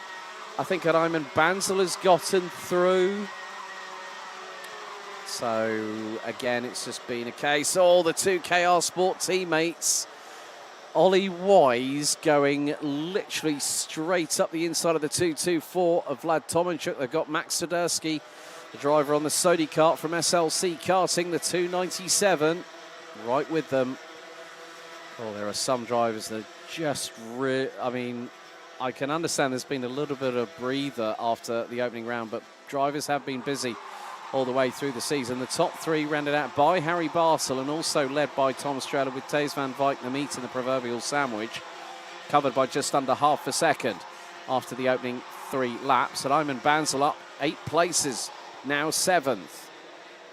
Alexander Vermeulen up from 19th to 12th. Isaac Barker, 22nd to 13th, ahead of Jake Menton, who started 21st. Will Archer has also made some places. The 261 from the UK, now up 3 spots from 18th, now rounds out the top 15.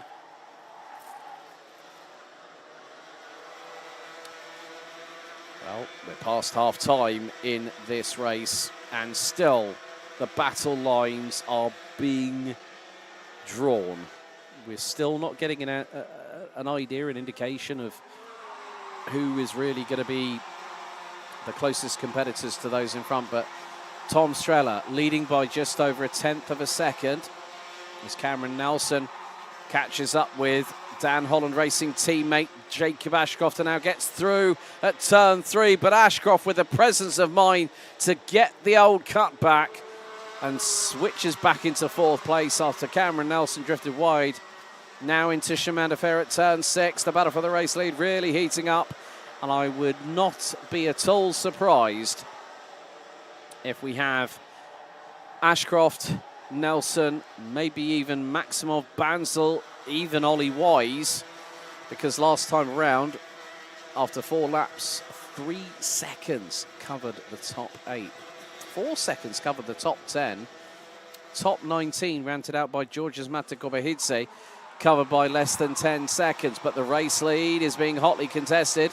Strella defending sternly ahead of Thijs van Wyk, who looks up the inside through at turn number 2.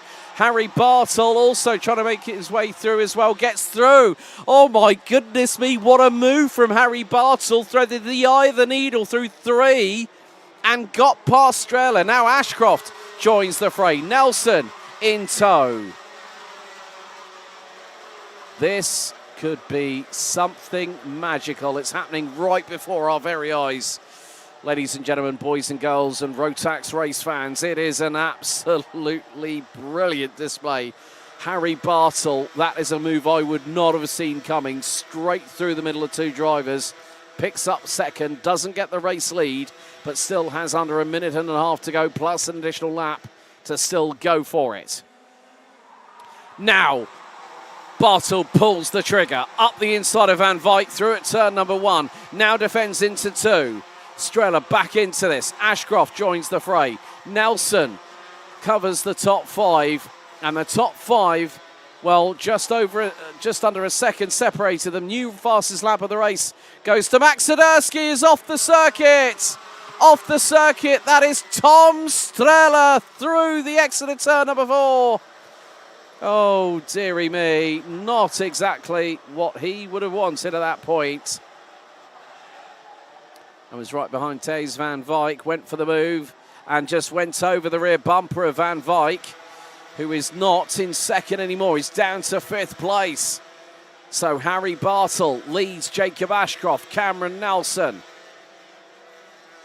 I think that's Boaz Maximov in fourth place. Yes, it is. Thijs Van Wyk. Now Ollie Wise is sixth ahead of Raymond Bansel. And Strella drops all the way down the order to 15th. What a disaster for the youngster based just outside of Riga. Next time around, it's going to be the final lap of this second heat. And now, as I said, there is unpredictability in the air. It's very much the case right here, right now, in this second heat for Junior Rotax. Timer has now expired in the meantime.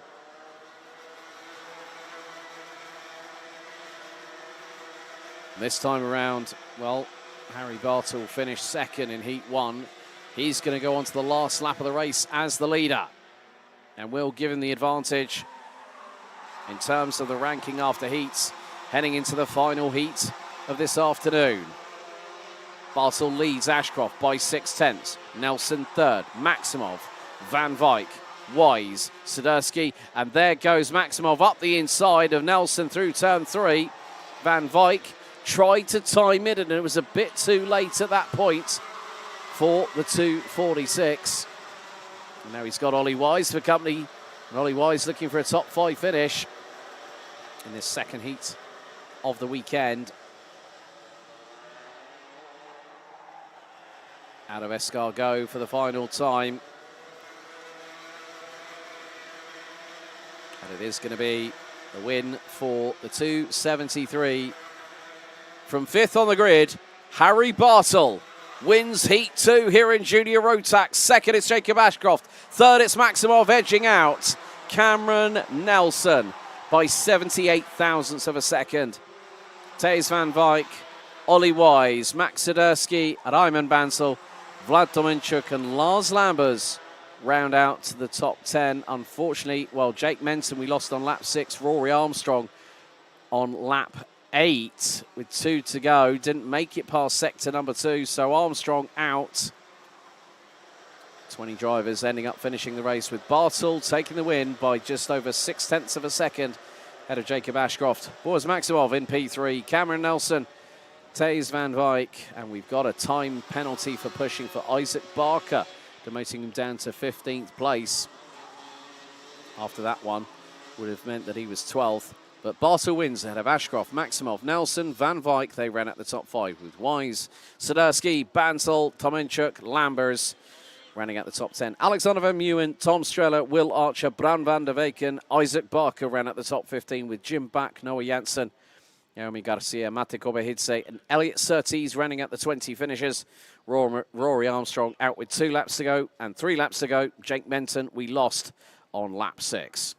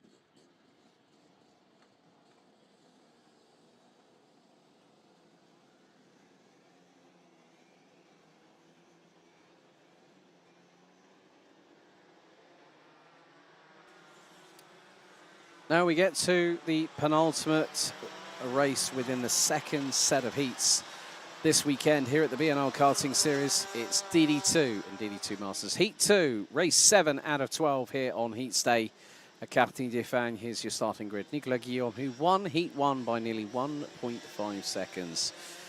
Will start once again from pole position. Alongside him once again will be the 407 of Nikita Gensa, who also finished exactly where he qualified on the outside of the front row. Carl Klibor, who won the Masters class and finished 5th in the previous race, starts P3. Alongside will be Imke Arts, who finished 4th. Behind the man that starts on the inside of row 3, Dylan LaHaye. Luca Neuenhausen unfortunately retiring with 6 laps to go. We'll start again from 6th position. Christophe Capitain and Michael Becker, well, will start exactly where they finished and also where they started last time out in Heat 1, 7th and 8th respectively. Maximilian Adolf will start 11th behind Kian de Brandt and Frederick Zevis Christensen. De Brandt finished 6th in Heat 1. Zevis Christensen was found to have a front fairing out of position. He was thereby given a 5-second time penalty post-race, dropping him down to 10th. So that's your grid for Heat 2 for DD2 and DD2 Masters. Once again, it's going to be 10 minutes plus an additional lap.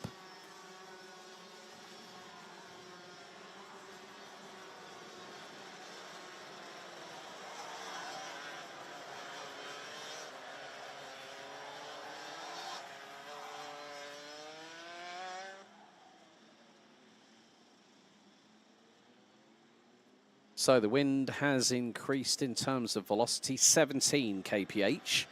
Humidity has dropped now down to 59%. Air temperature now 17 degrees Celsius. More to the point, it is going to be the case of what will transpire over the next 10 minutes. Plus an additional lap. Well, we're going to find out right in front of our very own eyes. Here at this wonderful circuit here at Mariembourg. It's always a pleasure to be here at this track, and it's a wonderful part of the country here in Belgium, in the southern parts, in the Namur region, just outside of a lovely little place called Courvin. Right, okay, mind games have started already.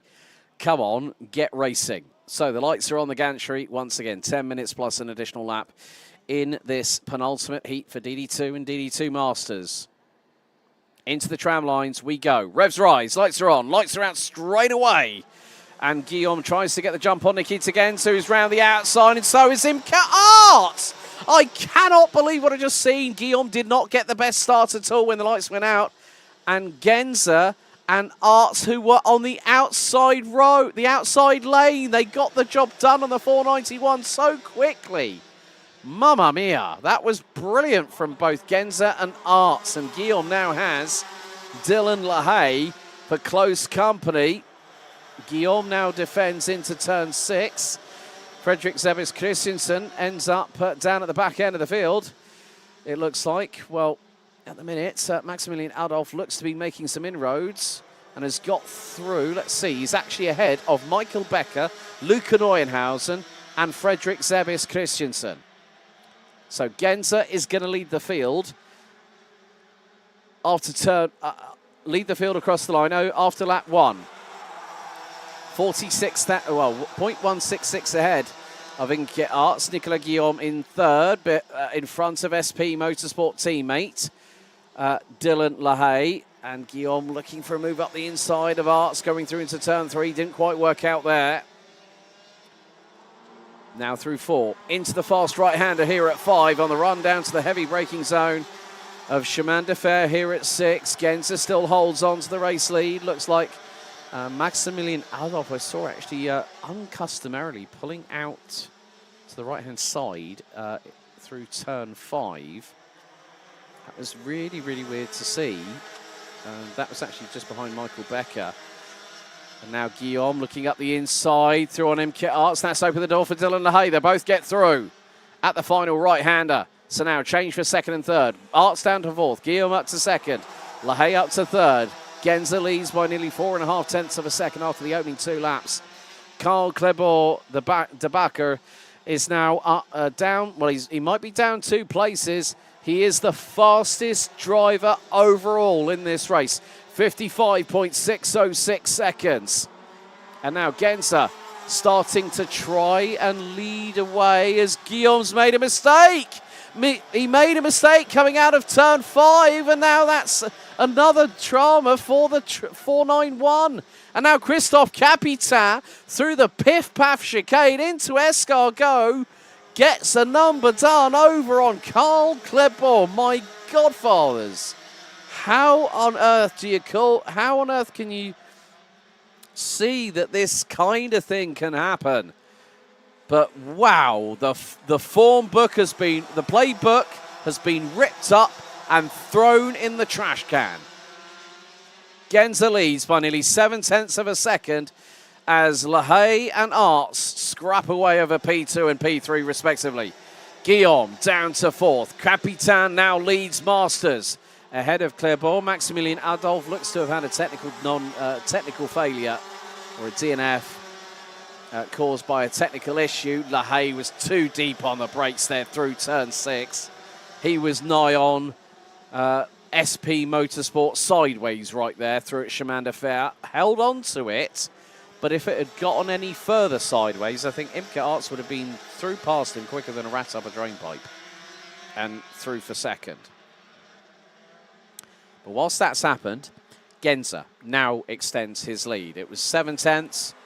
It's now over 7 tenths, nearly 8 tenths of a second for Genza from Germany. LaHaye and Arts, Belgium and the Netherlands. It really does sound like the FIFA Euro championships for football, you know. But Genza leading the way. And there you see the rest of the field, all 10 runners. Rounded out by Brand Racing's Luca Neuenhausen from the Netherlands, who I first met, funny enough, through the Euro Trophy, through Project E20, when he was running as an E20 seniors driver. And got to know him very, very well. He's let his hair grow out since then, I must admit. But Genza still starting to expand that lead. And they come across the line again. LaHaye has started to close that in. Guillaume goes purple, sets the fastest lap of the race. As Fredrik Zebis Christensen, I'm really at a loss to wonder why Fredrik is not on the pace. And that's going to muck up his perfect score. The only driver that came into this round of the season in the BNL Karting Series with a perfect score across the board. Genk, he was untouchable. We come to Mariembourg and it's a different story. So whether him and his mechanic have been unable to unlock that little magical step that's needed to push that forward, but at the minute, Sebas Knudsen's stuck behind Michael Becker. So Guillaume is the fastest one out there. Lap 6 completed. Genza leads. Second, it's LaHaye. Imke Arts, new fastest lap. Oh, I feel the Jaws music burning into my inner eardrums at the minute, because when, as I said earlier on, if Imke Arts and the car are one, watch out. Big time.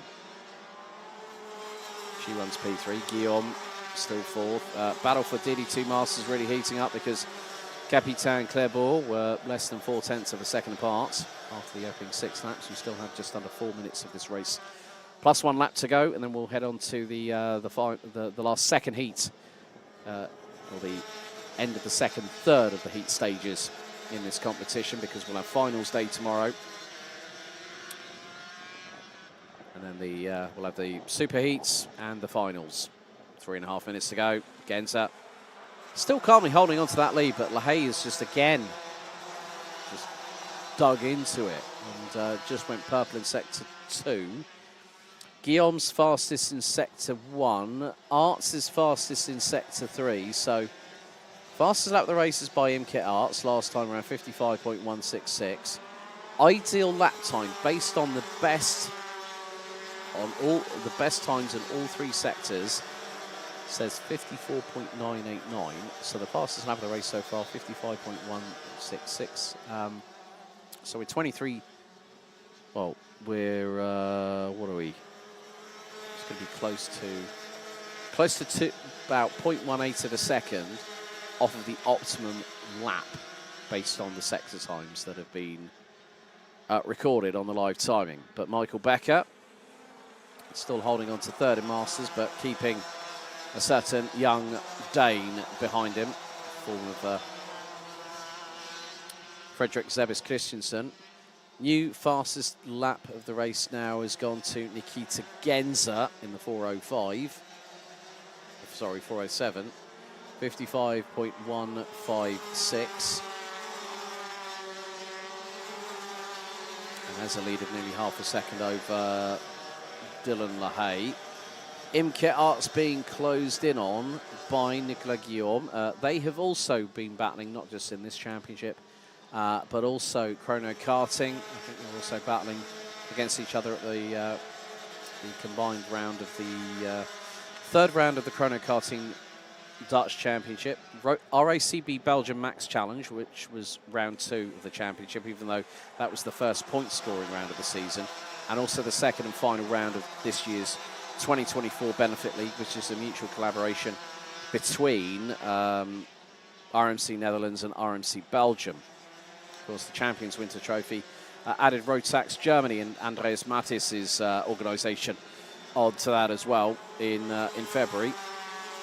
My, how have the months gone by, and so has the temperature risen in certain parts of the world.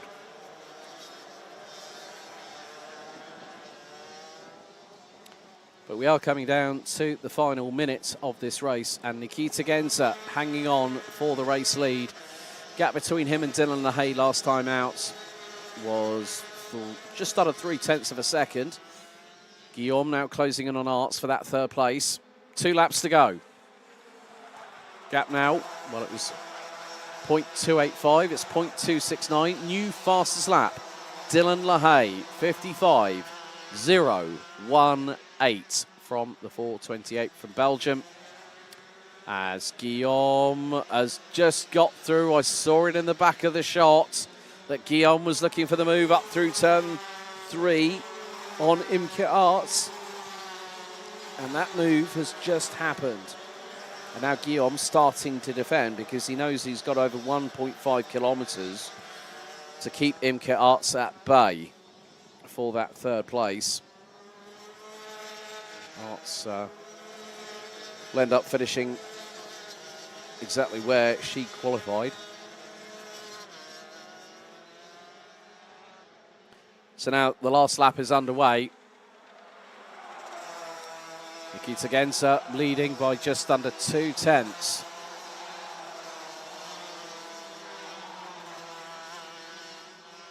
Nicolas Guillaume is in third ahead of Imke Arts, but Dylan LaHaye holding on to second position, was third in the previous race, and now senses there might be one last roll of the dice into the final few sections. They've just come through Chemin de Fer. I think LaHaye might be a bit too far back. If this was at Karting Genk, I'd be saying something completely different, but you never know. It's another Belgian track that LaHaye has raced around extensively, but out of the final right-hander, it's going to be the run to the line, pedal to the metal, and Genza picks up the win in Heat 2 ahead of LaHaye with just over 0.22 of a second. Heat 1 winner Guillaume takes P3 ahead of Imke Arts. Christophe Capitain takes the win ahead of Carl Kleber in Masters, with Fredrik Zebis Christensen ending up 7th. Finally, the Dane has a little bit of lady luck on his side. Kian de Brandt 8th, Michael Becker 9th, rounding out the top 3 in Masters, with Luca Neuenhausen in 10th. And unfortunately, on lap 2, well, Maximilian Adolphe retiring from the race. The RTM Racing Team Margraf driver up at one point, I think was 7th or 8th. But Genza wins Heat 2 in DD2, and Capitain wins in Masters.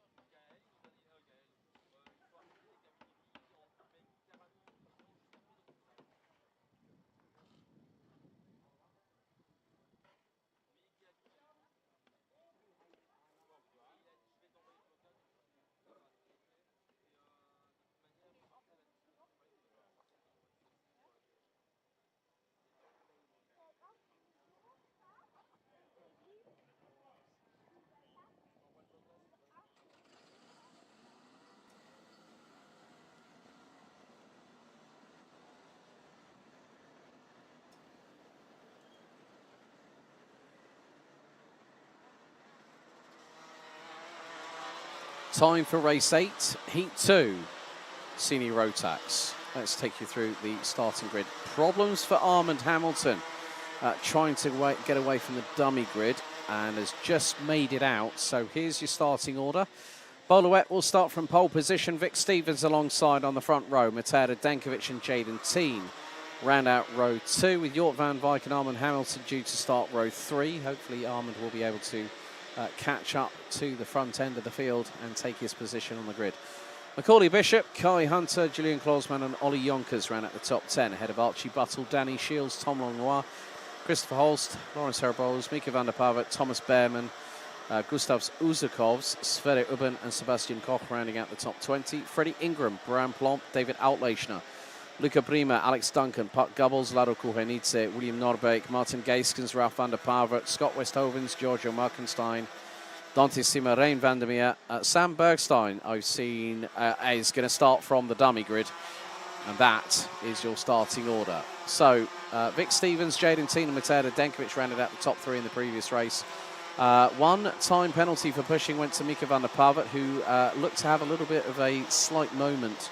Regards to his right ankle or right foot was hobbling a little bit coming out of the kart after contact at on lap 6 at turn 2.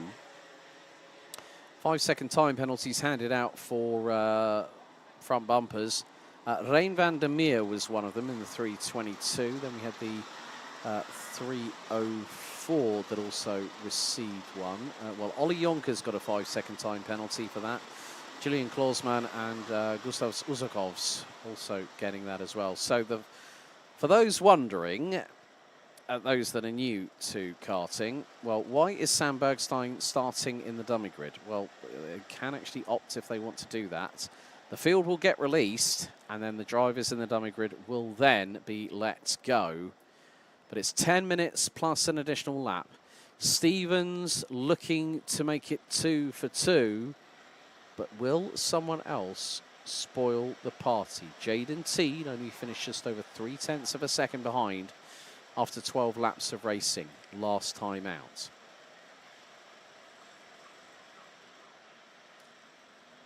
So the drivers get into their 2x2 customary rolling start formation here ahead of 10 minutes plus an additional lap of racing. Red lights are on the gantry here on the start-finish straight. People watching from the gantries up above. Into the tram lines, revs rise, lights are out straight away. And, Louette leads the field into turn number 1. Radenkovic into second as the Hornet's Nest roars into turn number 2 for the first time. 3 wide coming out of turn number 2. Bergstein has got a little bit of catching up to do from the back end of the field as they go into turn number 4 for the first time. 3 wide just outside of the back end of the top 20. Did everyone make it through? Yes. And now it's getting very, very heated coming out of Chemin de Fer at turn number 6.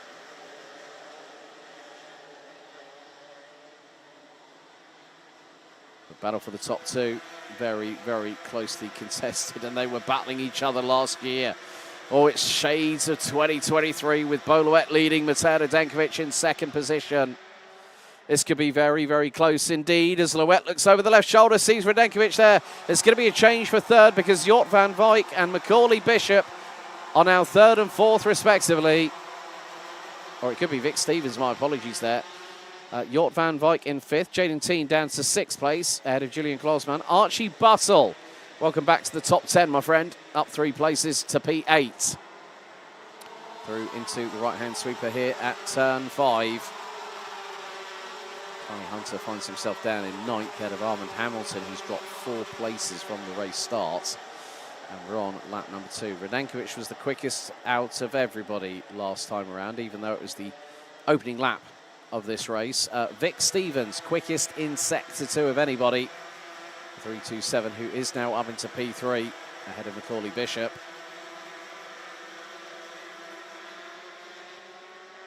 William Norbeek from Denmark down from 28th to 34th as Louette was just wrestling with the cart underneath him. The 3:24. Gladstein is a very, very successful entrepreneur, including the beverage and food container brand Kambuka.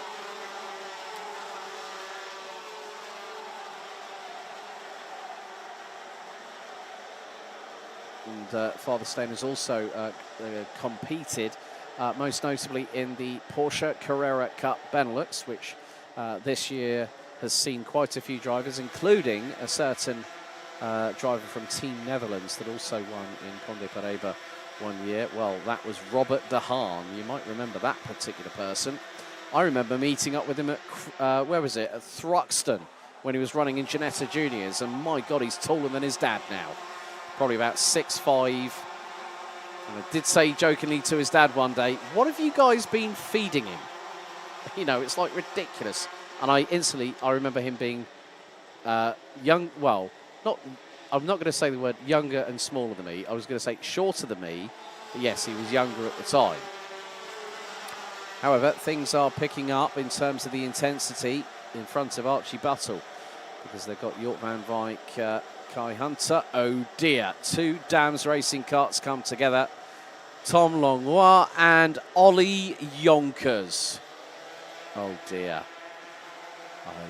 I wouldn't like to be a fly on the wall in the debrief in the awning, and look at the state of the radiator on Ollie Yonkers' engine after that one. Oh dear. That debrief is not going to go down, well, it's going to go down worse than a sack of potatoes, quite honestly.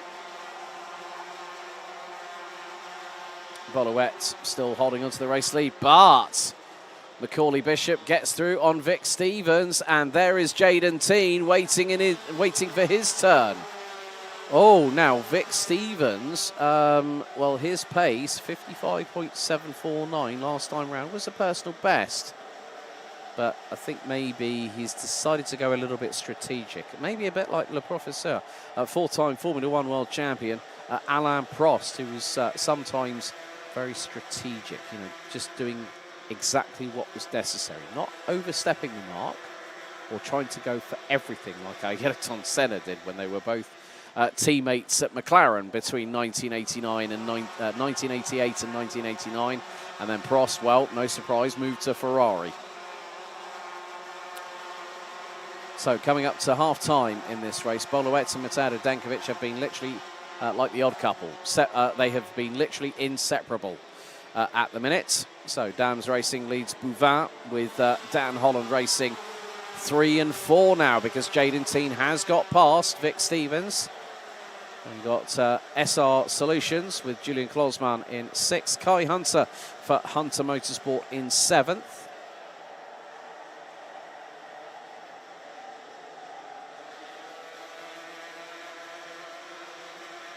So 4 minutes and 34 seconds, plus an additional lap remaining in this penultimate heat for all, well, penultimate heat of the day and also penultimate heat of this round of the season. 0.67 covers the top three, with Loetz leading Radenkovic, Bishop in 3rd, 4th it's Teen, Stevens 5th. Bram Plomp has made up quite a few places, actually has made the most places up of anybody. Oh, right, lap 5, we've lost Gustavs Uzakovs and Rein van der Meer, I'm afraid. Uzakovs was started 15 places higher, so that would have been 18th on the grid.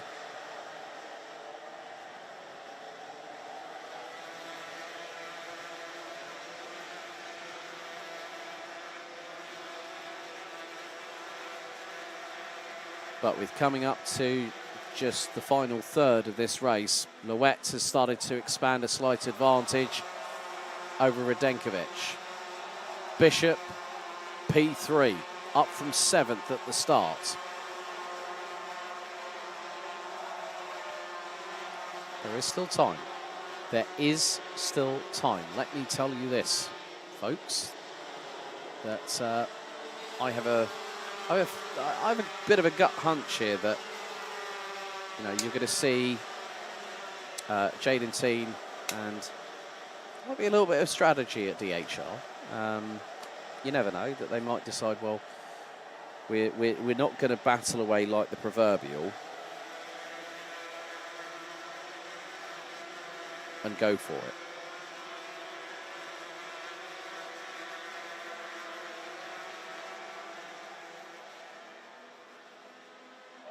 So lap 8 is completed, and there's still time.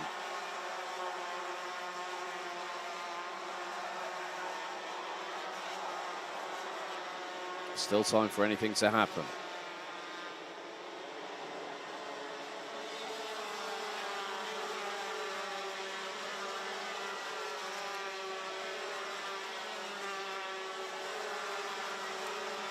So coming up to the final 2 minutes of this race, as the 3:52 just came, I think that was, or 3:22. Archie Buttle, but here's the three-way scrap to get a little bit of interest in. Sverre Ubben ahead of Bram, that's Bram Plomp, so Sverre Ubben up into 14th, and just behind they've got the 3:11 of Switzerland's Christopher Holst. Running in Dan Holland Racing colours, it looks like these days. A lot of young Swiss talents coming out of that neck of the woods. Also one driver that's also represented Belgium and Switzerland, now currently a part of the junior driver program at DriveX, Karel Stout, who also has raced in this championship over many a year, and now is concentrating on the move up to Formula 4 in the next couple of years.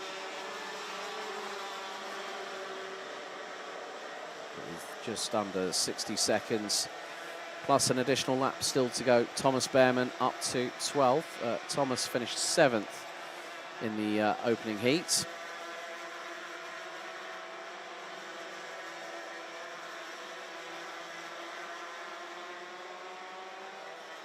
So now it is just a case of getting the karts to the end of this race. Well, Tom Lenoir, after the incident with Oliver Jonkers. Oh, I sounded like a school teacher there, because I normally call Olivier Ollie. That's what I talked about with him and his dad Davey at one point. I said, what do you want to be called? Olivier or Ollie? Oh, Ollie. Well, Ollie. The thing is with Oliver Spencer, very, very different. I asked him. He went, no, I'd rather you call me Oliver. So sometimes it's always nice to ask those kinds of questions, what they prefer being called. In terms of their actual name, not nicknames or pet names or whatever. Final lap is underway this time of asking, and Boluet is leading the way. Looks over the right shoulder, sees Mateusz Dankovic and says, right, try and catch me.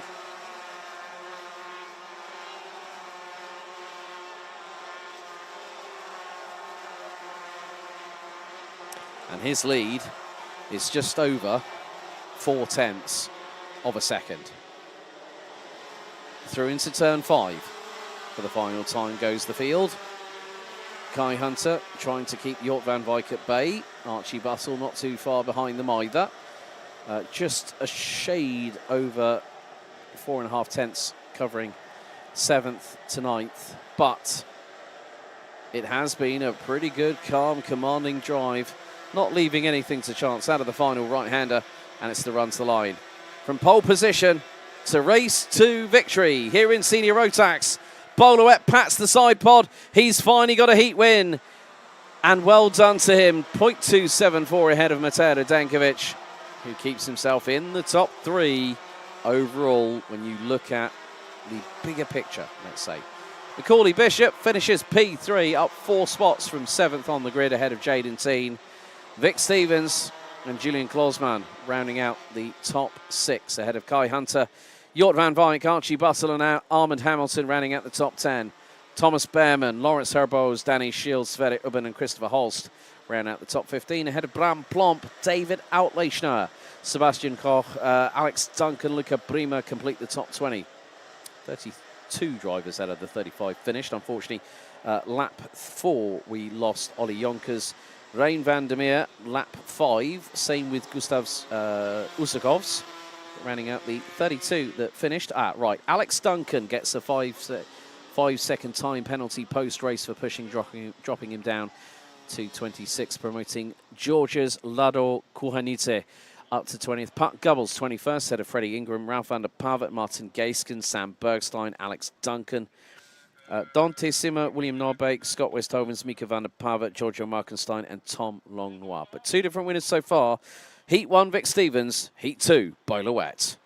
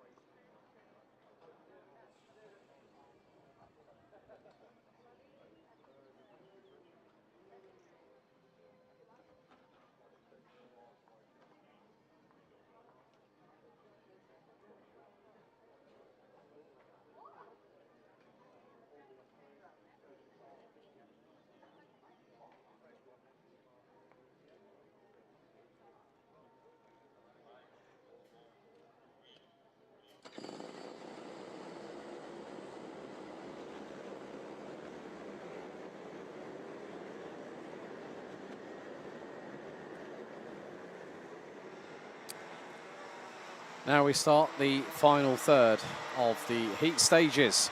It's race 9, heat 3 for Minimax. Let's take you through the starting grid.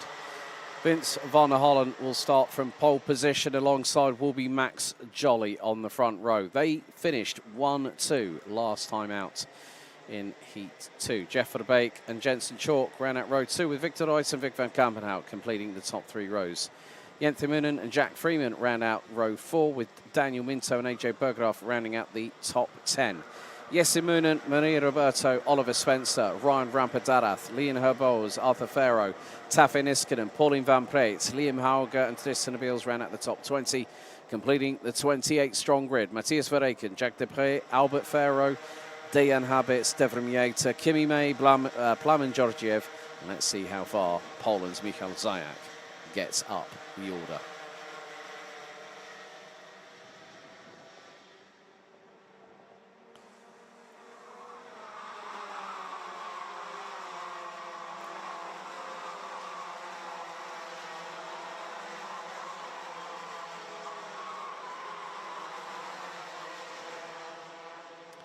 So, looking at the results last time, quite a few penalties issued. Pauline Van Preet got hit with a 3-second time penalty post-race for 2 wheels outside of the tram lines. The 147, Vic van Kampenhout, unfortunately got a 10-second time penalty post-race for causing a collision. That was the incident that on lap 3 that meant that Jeff Verbeek and Daniel Minto were out of the race. Then also 131 and 124 both got time penalties for front fairings at Dejan Habits and Arthur Farrow, which meant that they ended up 20th and 14th respectively.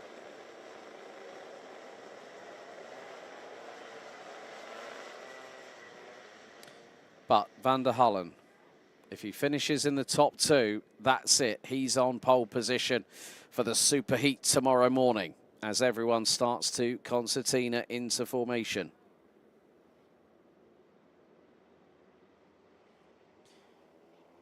So, revs rise for the final time here on Heat Day in Minimax. Lights are on, lights are out.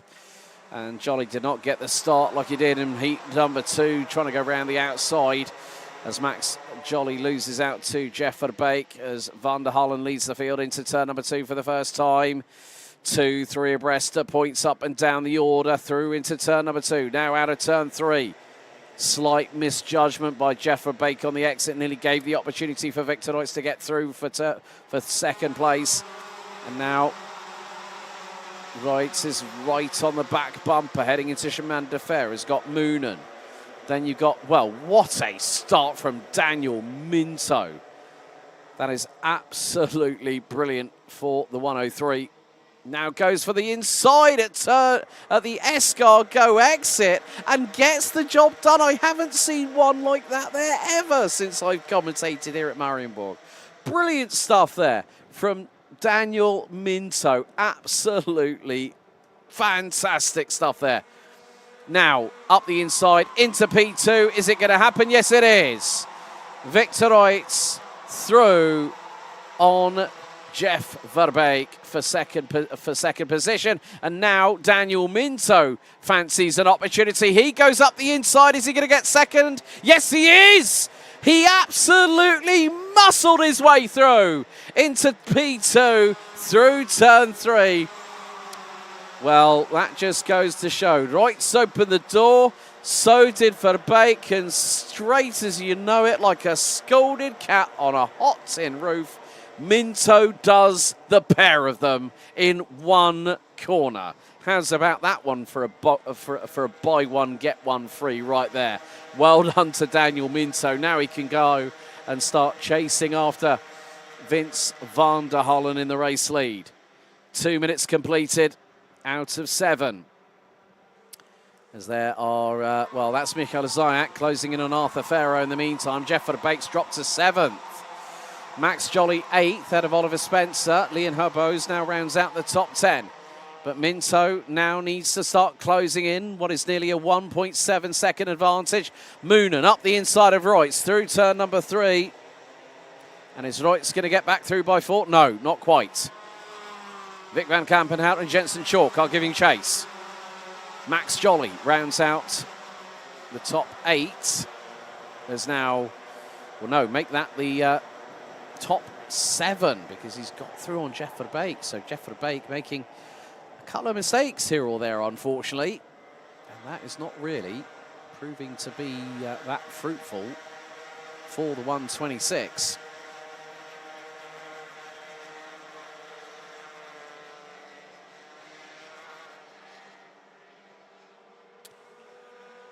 So Vince van der Hollen's lead is now 1.9 seconds. Change for P2.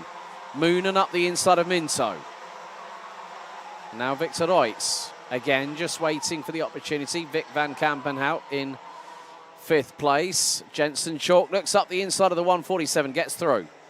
Good move there by Jensen Chalk. Now, Jensen with the good old tap the race helmet as, Moonen went a little bit wide coming out of turn 4, and that was all that Minto needed to thread the eye of the needle out of 4 into 5, retake 2nd. And look at this, it's the, forget the Jarno Trulli train, the Daniel Minto train is now with us. And no, it's not choo-choo, it's the roar of 125cc Rotax Max Evo engines. And that is now just giving the opportunity. Van der Hollen is not panicking. The lead is nearly 2.4 seconds after the opening 4 laps. We still have 2.5 minutes to go. Plus just over 2 minutes 45 seconds plus that additional lap. Chalk now looking up the inside. That's 4th for the youngster from Wootton under Edge. Up into P4 goes Jensen Chalk. Nice work there. Now Vic van Kampenhout will wait for his opportunity. Oliver Spencer and Jack Freeman rounding out the top 10. AJ Bergeraff 11th ahead of Michael Zayak, who's made up 16 places.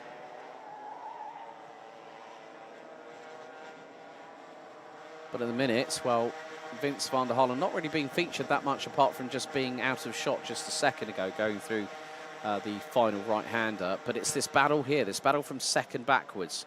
And you look at it from Minto last time. Well, let's have a look at now.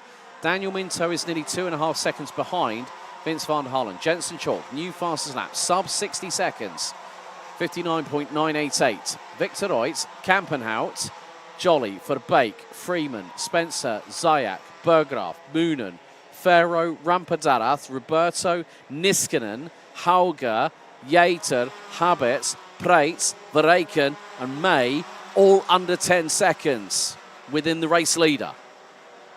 That's how close, that's how competitive this is, because whilst Vince van der Hollen is pulling away, Daniel Minto is on the defensive work ethic.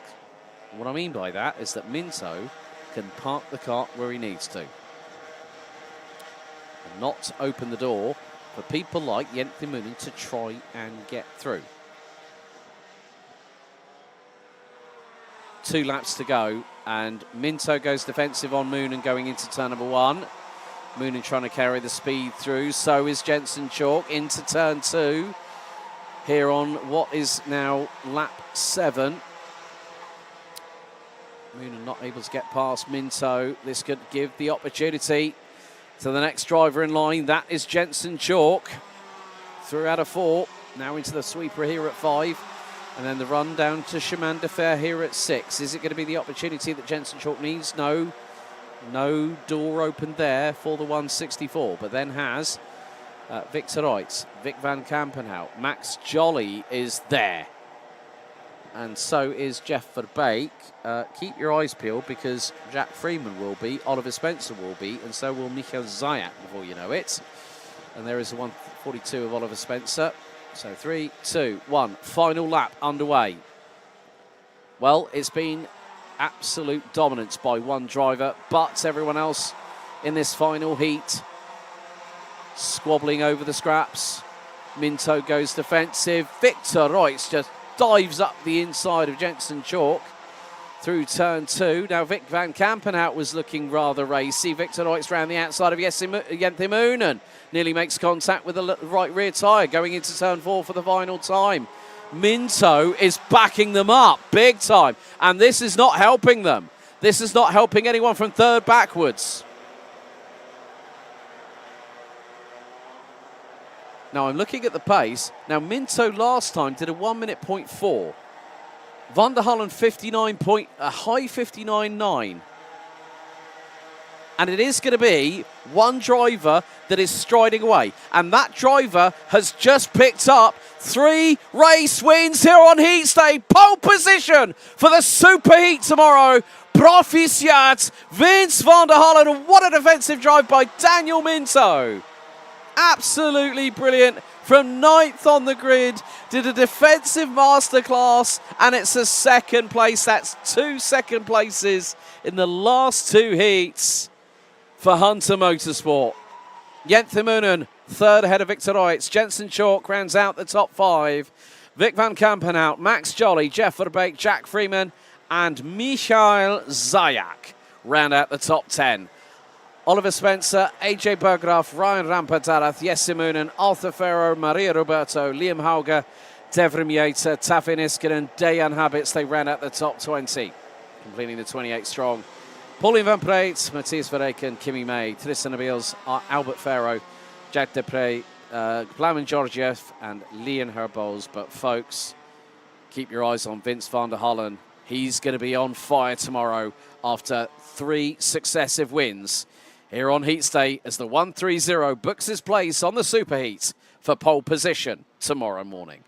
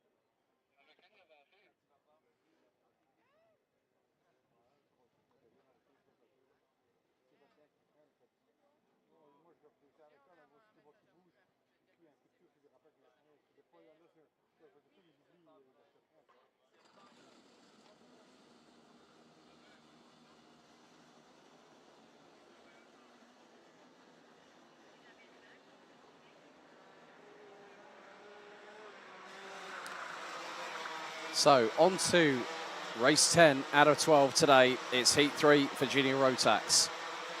And so far, it has been a very, very different game of two halves, so to speak. Tom Strehler in Heat 1 took the victory. He'll start again from pole position. It was Harry Bartle who will start down in 5th that won Heat 2. But Boris Maximov again will start alongside on the front row.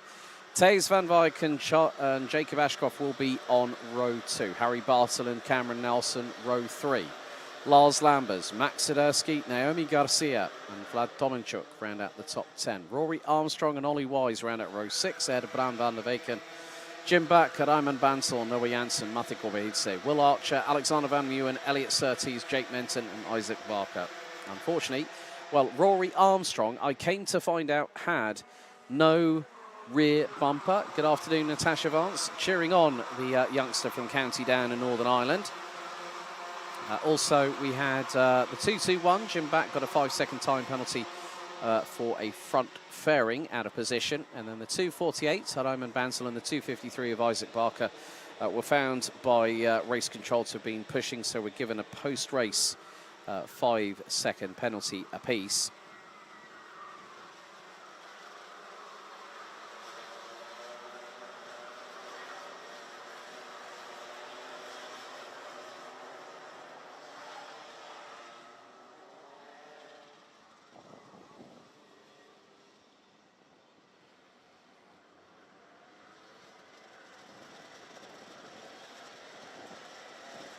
And a very good afternoon, Brandon Klein-Nagelvoort. Where have you been hiding, my good man? Big up Cameron Nelson, good man.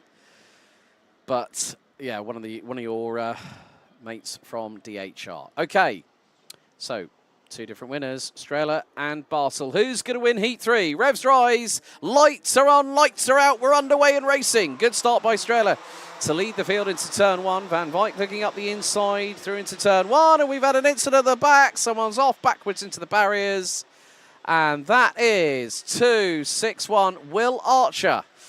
Oh dear, that was not exactly how he would have panned that one out, because there was an incident at the back end of the field.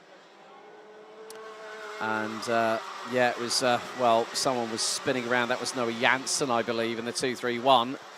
And then just caught out Will Archer at that point, as everyone's bumping over the curbs. Through into the exit of Chemin de Fer for the first time. Through Escargot they go. And it is Tom Strehler leading the way. Second place, Boris Maximov. Third, Thijs van Wijk. Fourth, Harry Bartle, as lap 1 is in the books. Strehler leads. Van Wijk looking up the inside for second, and Bartle goes through on Maximov, who drops to 4th. And Mr. Nelson is closing in on the back bumper of the 230 from the Netherlands. Cameron Nelson looking to push forward. Jacob Ashcroft in 6th. As, well, Rory Armstrong has just been passed by Lars Lambers, quite robustly up the inside, I might say, here at turn number 4. But it was a clean move. There was room for it to be done. I've seen it before where drivers have gone through at that particular point on the circuit. I still remember Matthew Higgins and Mike Van Vrucht a few years ago. That did not end well, and that's all I'm going to say on that one. Mike, these days, doing the data for Dams Racing. Matthew Higgins now chasing a sports car career. And Matthew Higgins has the honour of being the youngest ever senior Rotax BNL kickoff winner. I remember that, David Higgins, because someone was beaming with pride. You were, especially. So, coming up to the last 4 3/4 minutes, plus an additional lap of this race. Top 5 line astern. There were 8.5 tenths apart last time around after 2 laps. Fastest lap of the race. Oh, Jacob Ashcroft, who has just lost a, well, he's trying to get past Lars Lambers in the 2:42, so he can close on in on, well, that's actually, no, that's Boris Maximov in front of him. So Maximov not having a good time in this final heat, and Ashcroft gets through at the final right-hander. Nice work by the young man from Western-super-Mare. Ashcroft now 6th. Top 6 rounded off by Maximov, 1.8 seconds. And, well, unfortunately, the incident involving Will Archer meant that he parks it after the opening lap.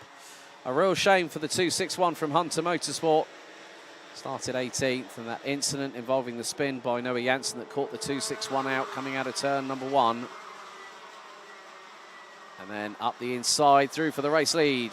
Thijs van Wijk and Harry Bartel threading the eye of the needle through Chemin de Fer here at turn 6. Not able to make it through. But the way things stand, looking at it from this perspective,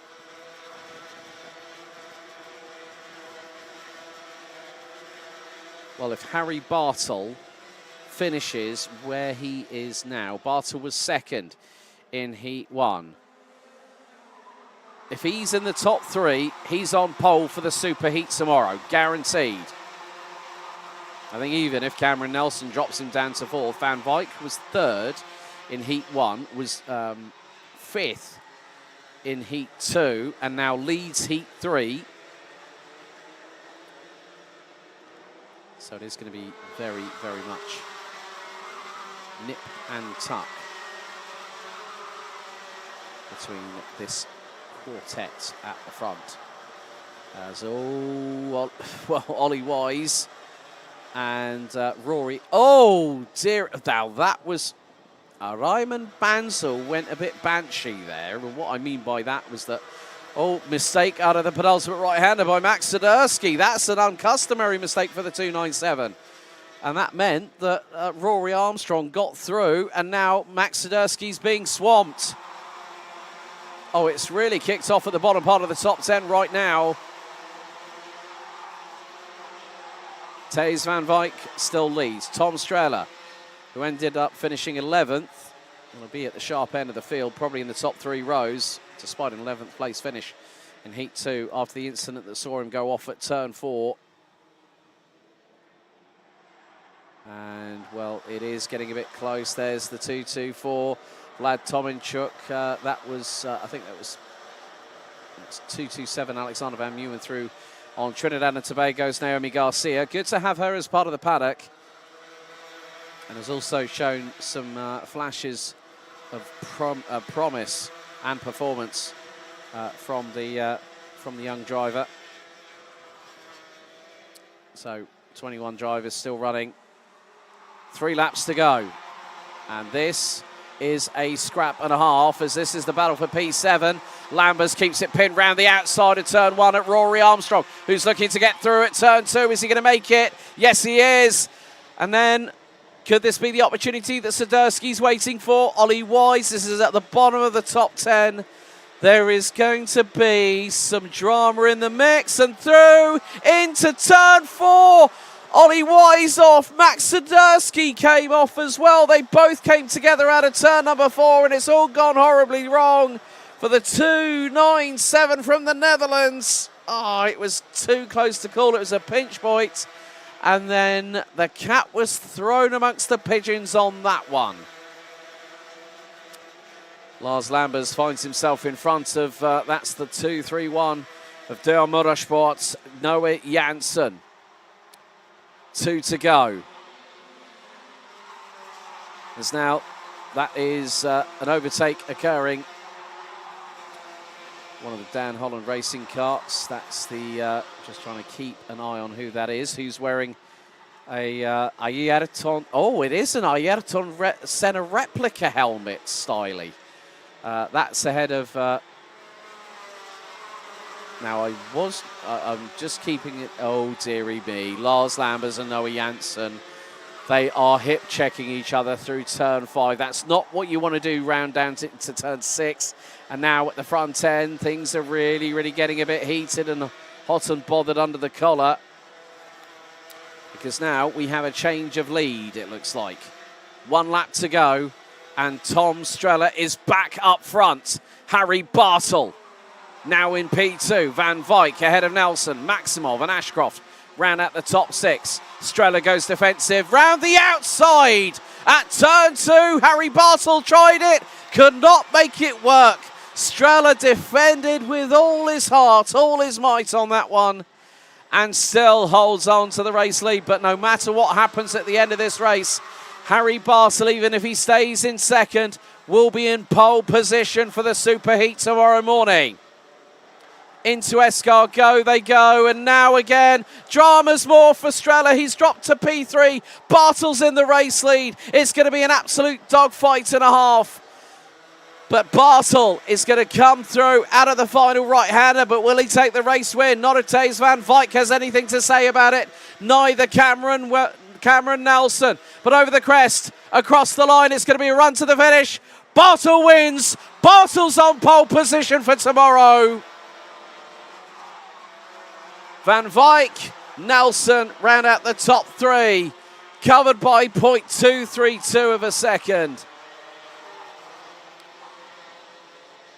Boris Maximov, Jacob Ashcroft round out the top 5. Ashcroft, fastest lap of anybody in the race, 55.812. Tom Strella, 6th. Rory Armstrong finishes 7th, ahead of Raymond Bansal and Mate Kobahidze, up 8 places to finish 9th, with Vlad Domenchuk rounding out the top 10. Bran van der Weyken ahead of Naomi Garcia, Alexander Van Meeuwen, Isaac Barker, Jake Menton, Noah Janssen, Jim Back, Lars Lambers, Ollie Wise. Max Swiderski finishes down in 20th, with Elliot Surtees rounding out the 21 finishers. Will Archer, unfortunately, retiring after the opening lap. But Bartle, with a second win in 3 heats, provisionally books his place on the Super Heat pole position for the junior contingent tomorrow morning.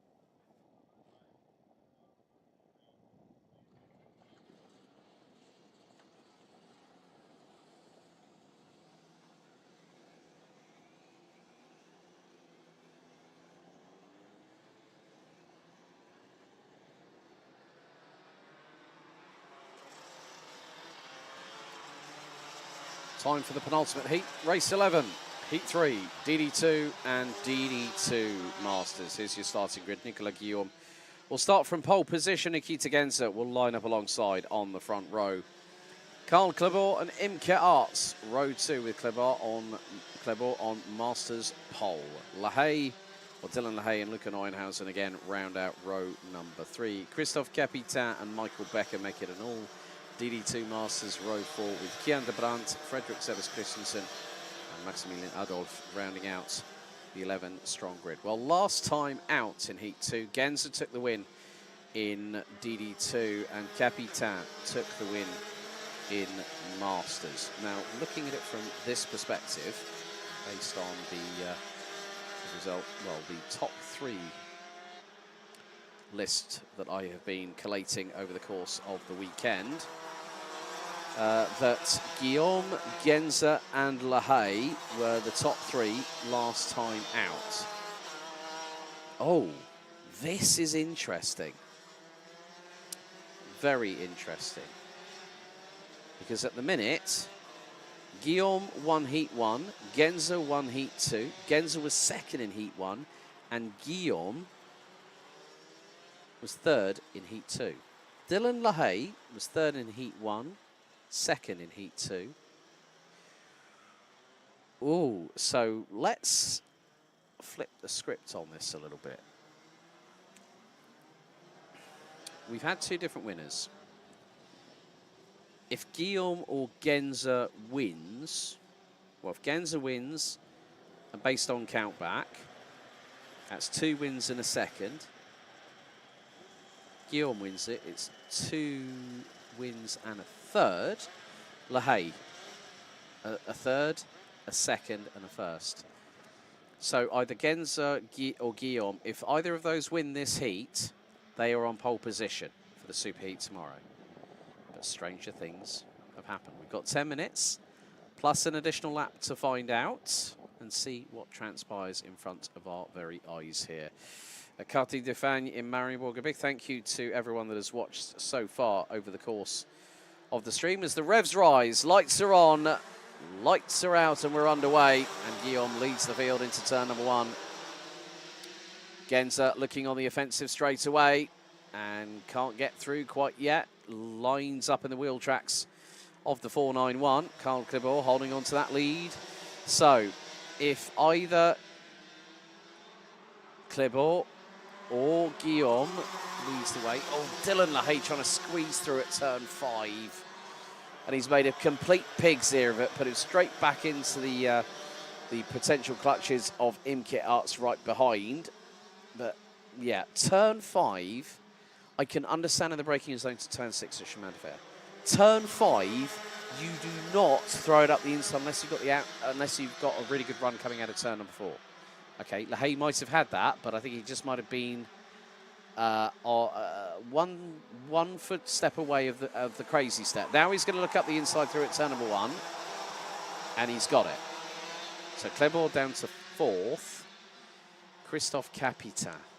Well, this is going to be very, very close indeed between Kleber and Capitan as to which driver will be leading their class. Okay, yes, there's only 3 of them.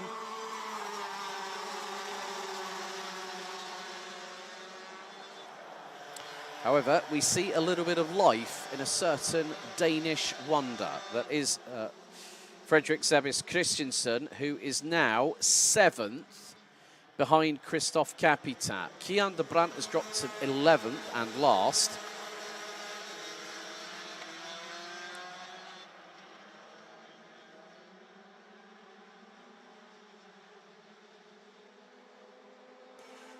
But Guillaume leads after the opening lap. So it could be marginal on points, but I think if it is the case that Guillaume takes 2 wins, well, that literally has settled it. Also was pole position in time qualifying, as it's getting a bit heated between Maximilian Adolf from RTM Racing Team Margraf and also Kian de Brandt from the Shepherd's Racing Service outfit. That is P10. They were both really wrestling with the steering wheel on that one, going through at that particular point at turn 5, just off of the 90 left at T4.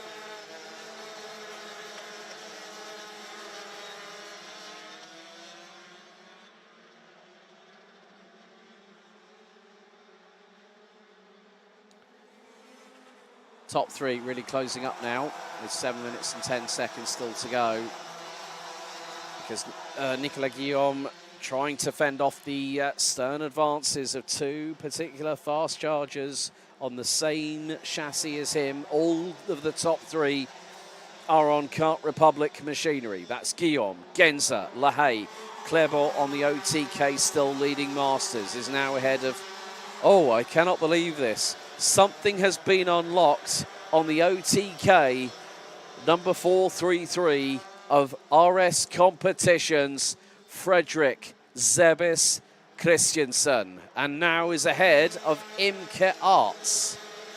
Up until this heat, that sentence hadn't actually happened. Now it has, and it will be forever ingrained onto the fabric that is the YouTube channel. But Genza still trying to put pressure on Guillaume. Lahaye with the fastest lap of the race so far. 55.322 for the 428 with SP Motorsport. So it's an SP Motorsport 1-3 at the minute with Dor Motorsport in between. So Genza is the meat in the SP Motorsport sandwich breading at the minute, as they come through into Chemin de Fer at turn 6. 5 3/4 minutes to go. Now Carl Clermont has got Fredrik Zebis Christiansen in his wheel tracks. But the good thing is for Carl Clermont, he's in the lead of the DD2 Masters classification at the moment, despite the, well, he out-qualified Christophe Capitan, so if it went to count back, Clermont would get the nod because he qualified 3rd overall, let's not forget, 95 thousandths behind the man that's currently leading and has started on pole position for each one of the 3 heats that we have had so far today. Up next, we've got our 3rd and final heat of senior Rotax. Some of the drivers and some of the classes, I am going to add this little bit of nugget of information that some of the drivers are actually being instructed by the organisers that they are going to be running on Parc Fermé fuel. And that's happened in Mini, Junior and Senior. And that is normally with 5 drivers. Obviously, that will also be based on reflective performance throughout the 2 heats so far. And that has been done over Mini, I think if I remember correctly, that was... So we had 5 drivers for juniors for Heat 3 that ran on the Parc Fermé fuel. 5 drivers for seniors coming up next. And they will also be running on Parc Fermé fuel. And we had the same with 5 Mini-Max drivers that have been running on Parc Fermé fuel for a heat earlier on today. The last one is set to be possibly the one that could showcase how combustible situations can be when you are on a kart, you are on a circuit as fast, as technical, as flowing. You've got high curbing as well. And sometimes you can also get caught out through either tight corners with hard braking zones, with excess speeds approaching those corners.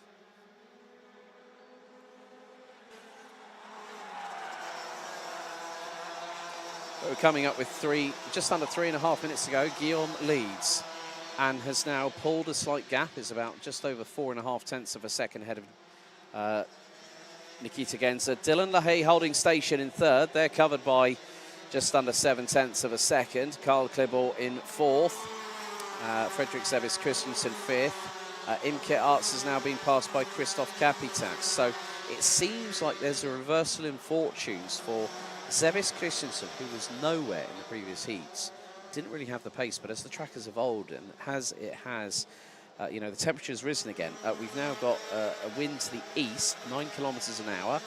That has dipped from what we had earlier on today, I think as high as about 17 kph. Air temperature, 18 degrees Celsius. Humidity now dropped to its lowest of the day so far, 56%. So climate can also change how a driver's performance can correlate to how things have gone. When there's been, greater winds or, lower temperatures, some drivers seem to really get that sweet spot found. There are others that find it in warmer climates that the performance starts coming to them. However, it can also be the case that when you are on a particular circuit, that track evolves. Some karts will grip up and really get purchase on the asphalt here at this circuit, 1,388 meters. So we are about to complete lap 9 out of a possible 12 here. Guillaume still leads, 1 minute and 40. That's 3 laps to go. Lap 10 underway, and a new fastest lap by the race leader. Guillaume on a 55.030.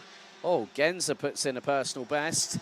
That was a 50.073. 43 thousandths slower than the driver in front. Gap is about 3.5 tenths of a second. Dylan LaHaye keeping the top 3 covered by just under 7 tenths. But Fredrik Sebis Christensen is starting to really wind up that wick on that 4:33 Tony Kart from RS Competition. RS Competition based out of the Voyens Motorsport Arena, about an hour away from Billund Airport in Denmark. Had the opportunity, thanks to Robert Schlunsen, the team owner and boss, to go over there to actually not just see the Hall of Fame that they've got there. Bastian Boos, I think also Christian Rasmussen, IndyCar driver now. Bastian Boos, a Mobil 1 Super Cup champion. And quite a few others, including Frederick Vesti in Formula 2. So just coming up to the final 20 seconds. We could be nip and tuck before we go on to our, what will be our, might be more than likely, it's going to be our final lap. And there has been a change through Chemin de Fer at turn 6. And that is all thanks to Dylan LaHaye getting through on Nikita Genza. But it is going to be one more lap to go. Fredrik Sebis Christensen has gone purple last time around, 54.870. Does the Dane have an opportunity to stride and get closer to Genza? On to the final lap in Heat 3 for DD2 and DD2 Masters. Guillaume leading by 7 tenths ahead of Dylan LaHaye as they make their way into turn number 2 for the 12th and final time here at Mariembourg.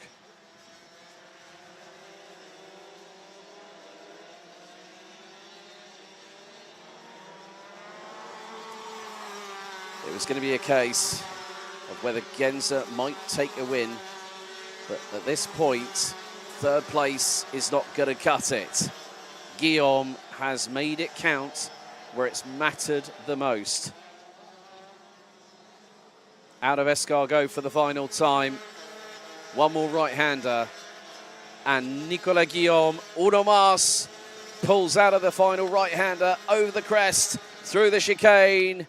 Guillaume wins Heat 3 and provisionally books his place on pole position for tomorrow's Super Heat here at Karting d'Espagne. Dylan LaHaye takes second at two second place finishes and a third. Nikita Genza, a second, a first, and a third. So that says to me, Guillaume pole, Genza front row alongside, LaHaye P3 for tomorrow. That's mouth-watering. Fredrik Sebis Christensen started 10th, finally gets his mojo back up to P4. Carl Klibor takes the win in that heat, and by my mathematics, Carl Klibor will be the leading DD2 Masters driver following the ranking after heats from tonight. Christophe Capitan took a heat win, and also 2 second places. What's more, Imke Arts takes 7th, ahead of Michael Becker, Luca Neuenhausen, Maximilian Adolf, and Kian de Brandt round out that 11 strong. But Guillaume and Klebor leading the way in DD2 and Masters after the 3 heats here on Heats Day.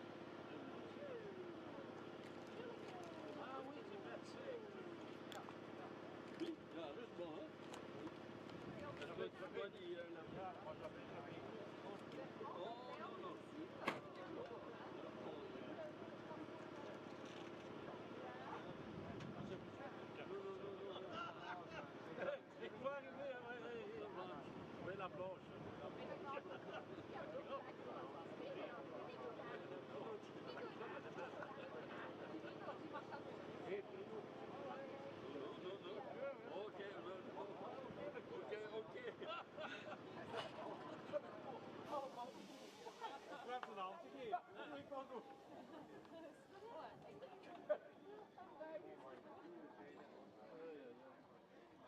is nog zo'n sketch voor die dat programma. Wat als... Wat als elkaar begroet zoals honden? Dat is al raar. Ja, maar als je dan zo'n sketch gaat en denkt dat het plaats is opgelost. Van hier gaat dat niet komt. Dus dan ook echt alles is niet opgelost. Daar weer zijn. En in de eerste.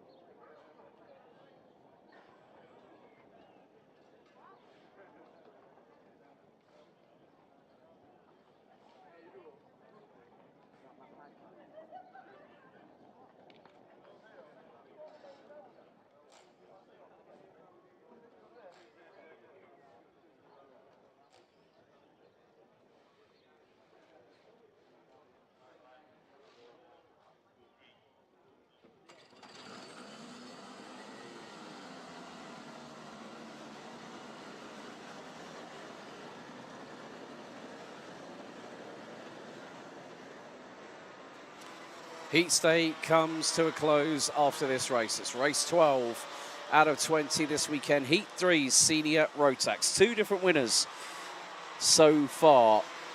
Vic Stevens in Heat 1, Beaulouet in Heat 2. It is game on for pole position for the Super Heat tomorrow. Beaulouet and Vic Stevens, the two race winners so far, line up on the front row ahead of Matej Radenkovic, Jaden Teen, Jort van Wyk, Armand Hamilton, Macaulay Bishop, Kai Hunter, Julian Klosman, Olivier Jonkers, Archie Buttle, Danny Shields, Tom Longnois, Christopher Holst, Lawrence Herboz, Mika van der Pavet, Thomas Behrman, Gustavs Uzakovs, Sverre Ubben and Sebastian Koch round out the top 20. Freddie Ingram, Bram Plomp, David Outlashner, Luca Prima, Alex Duncan, Puck Gubbles, Lado Guenitze, William Norbeek, Martin Geiskens, Ralph van der Pavert, Scott Westhovens, Giorgio Markenstein, Dante Simmer, Rein van der Meer and Sam Bergstein round out the 35-strong grid. Other drivers that have featured in the top 3. Heat 1, Jaden Teen was second, Mateo Radenkovic was third. And in Heat 2, Radenkovic second, Macaulay Bishop P3. So there is every opportunity that with a bit of consistency in the top 3, maybe Mateo Radenkovic could be one to factor in for tomorrow. But now the front 2 start slowing down on the formation lap. 10 minutes, plus 1 lap still to go. And then after this, the dust will have settled. And for a lot of people will be thinking, oh, you know what, it's a nice sunny day. Might have a cold beverage or two. I definitely know I'm going to be partaking in some cold refreshment later on this evening with some of the team. But a big thank you to everyone that's tuned in so far on the BNL Karting Series YouTube channel all the way through the day. Big thank you to those that have interacted with us on there. Don't forget, you can head to our social media channels and you'll be able to click on those links for Facebook, Instagram and TikTok on the description underneath this particular live stream. But tomorrow will be a different day. The thing is, Jaden Teen will still more than likely be leading the championship, but it's dependent on how his rivals get closer and closer still towards the midway point of this season. So we are in starters orders. Red lights on the gantry. Here we go. Revs rise into the tram lines. Lights are on. And the lights have gone out. We're underway. And Radenkovic gets up into P2 already. Vic Stevens up down to third. Jaden Teen down to fifth as everyone makes their way through the first time at turn 2. And it's 2 by 2. Noah's Ark style coming out of 3. It could be very, very close indeed. Close quarter here in senior Rotax. Through turn 4, everyone threads their way through. Down into Chemin de Fer at turn number 6. It is very, very close indeed. But already Boluet starting to have a little... Well, Boluet is not leading at the minute now because someone else, that's a Bouvin-powered kart I see up front. That looks to be Vic Stevens more than likely, or maybe even Mateo Radenkovic. Jaden Teen could be second. Over the line to complete the opening lap. Leading the way, it is Vic Stevens. Jaden Teen now up to P2. Loetz, Radenkovic, Van Wyk, Hamilton, Bishop, Bussell, Hunter and Klausman round out the top 10.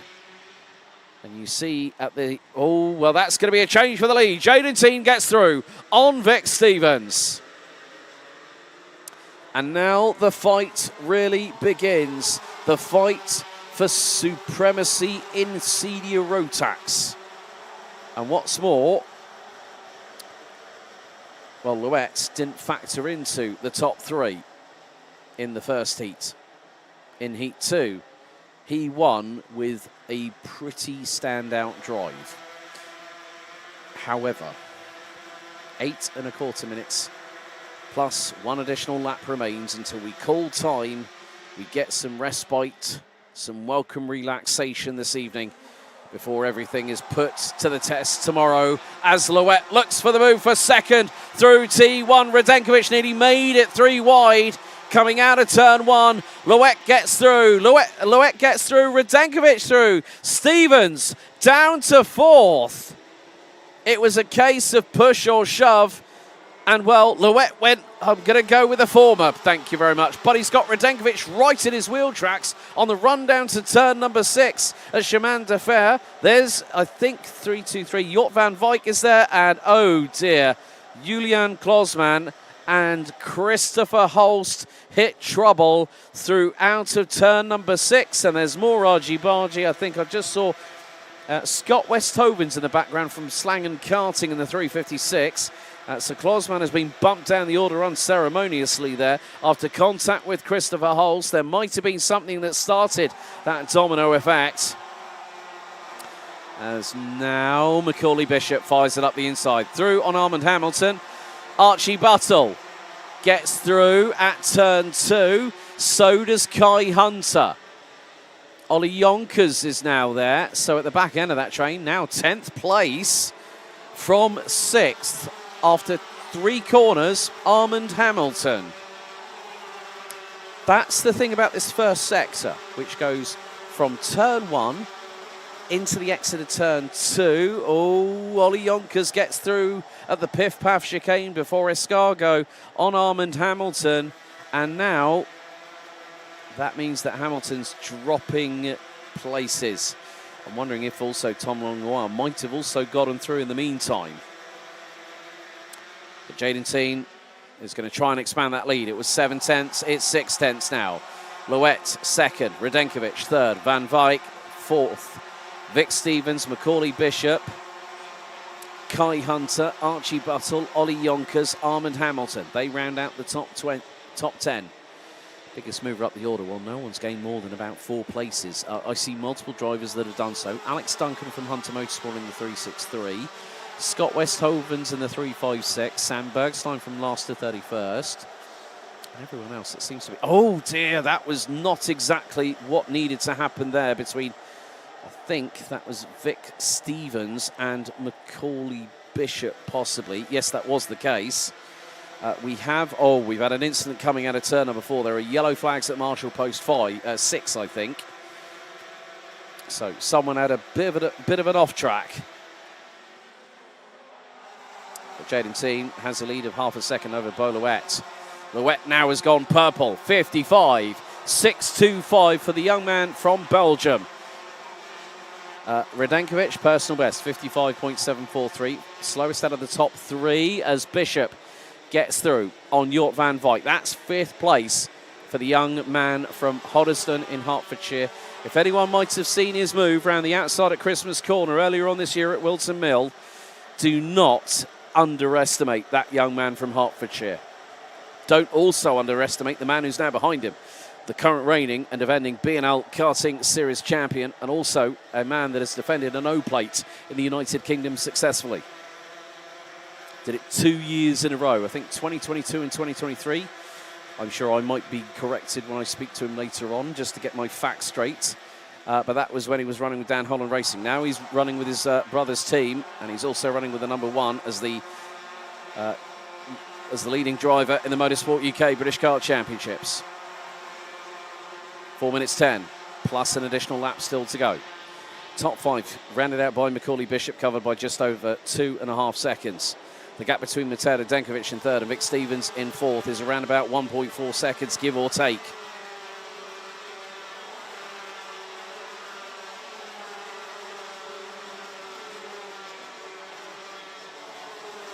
Still some battles up and down the order. Sverre Ubben outside of the top 20. Sverre Ubben was right at the sharp end of the championship table coming into this round. Again with the championship season, yes, there is that need for consistency, but there is also that need for having a little bit of luck. Now, Alan McNish, 3 times the Le Mans 24 Hours winner and also a World Endurance Champion with Audi. I remember him saying, in truth, in 24, the original behind-the-scenes look at Audi's dominant run at the Circuit de la Sarthe, he said, I don't believe in luck, I believe in preparation. Well, in karting, you do have to have a little bit of luck. Nothing against Alan. I've met the man, lovely individual, spoken to him many times about motorsport, and a great guy, and a great advocate for racing at any kind of level, from grassroots right up to top tier. And he's also part of the broadcast crew for the World Endurance Championship this year, and has been for a number of seasons. But, at the meantime, 2 minutes and 40 still to go, plus an additional lap. And Jaden Teen starting to stretch the legs out on the Lando Norris kart underneath him. The 3.59, the gap now, well, Bo Louette is trying to close that gap in, and Louette's just gone. Oh, new fastest lap. Hello, Archie Buttle. Where is he? Archie's currently just outside of the top 10, just behind Lawrence Herbeau's in the 3.98. So at the minute, well, looking at it from this perspective,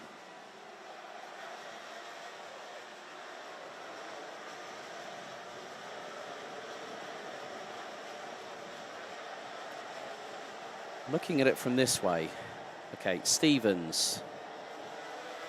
Oh, this could be very, very interesting indeed, because out of everybody in the top three, okay, Jaden Teen, I'm going to say it like this.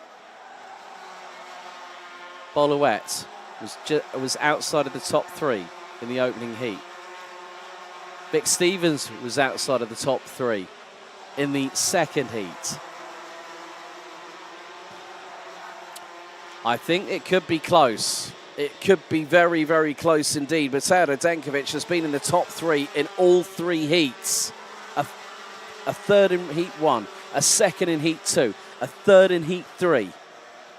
He's got to try and do something. Maybe if he can get past Boluet, that's 2 seconds and a third. But the biggest problem is that, well, Jaden Teen, yes, featured, was second in heat one. Wasn't in the top three, heat two. So I'm going to wait until the ranking after heats get confirmed and what that looks like on our social media later on. But 2 laps to go. Jaden Teen looking to pick up his first win of the weekend, giving the motivational spur for tomorrow's Super Heat and final. Of course, all drivers will go through. There's no Super Heat A or Super Heat B after this one, where after those 2 Super Heats, the top 36 will then go through to tomorrow's top 36 final. However, timer is counting down significantly.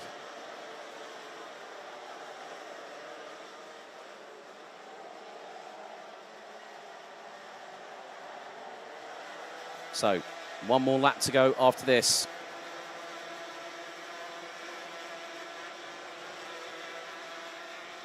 Jaden Teen is going to make it 3 different winners, but that's dependent on the 2 behind.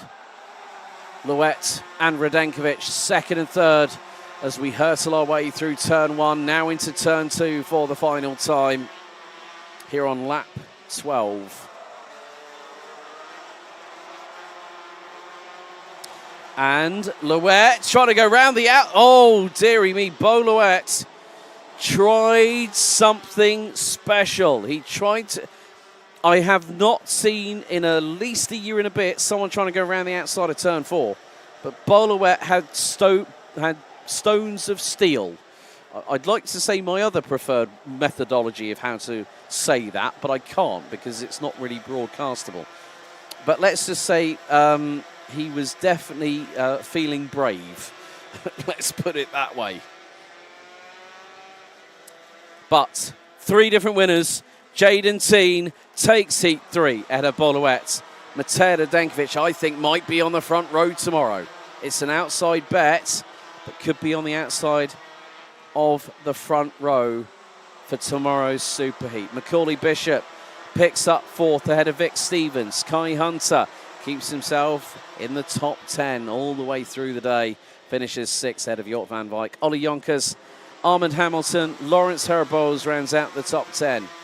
Archie Buttle, Thomas Behrman, Danny Shields, Gustav Usakovs, Tom Longnoir, Sverre Ubben, Christopher Holst, Freddie Ingram, Alex Duncan, Luca Brima, David Outleichner, Julian Klosman, Nico van der Pavert, Scott Westhovens, Bram Plomp, Sebastian Koch, Puck Gubbles, Sam Bergstein, Martin Gaiskens, Giorgio Markenstein, Dante Simmer, Rein Vandermeer and William Norbeck round out the 35 strong. 3 different winners. Tomorrow's going to be feisty in senior Rotax for the Super Heat and the final.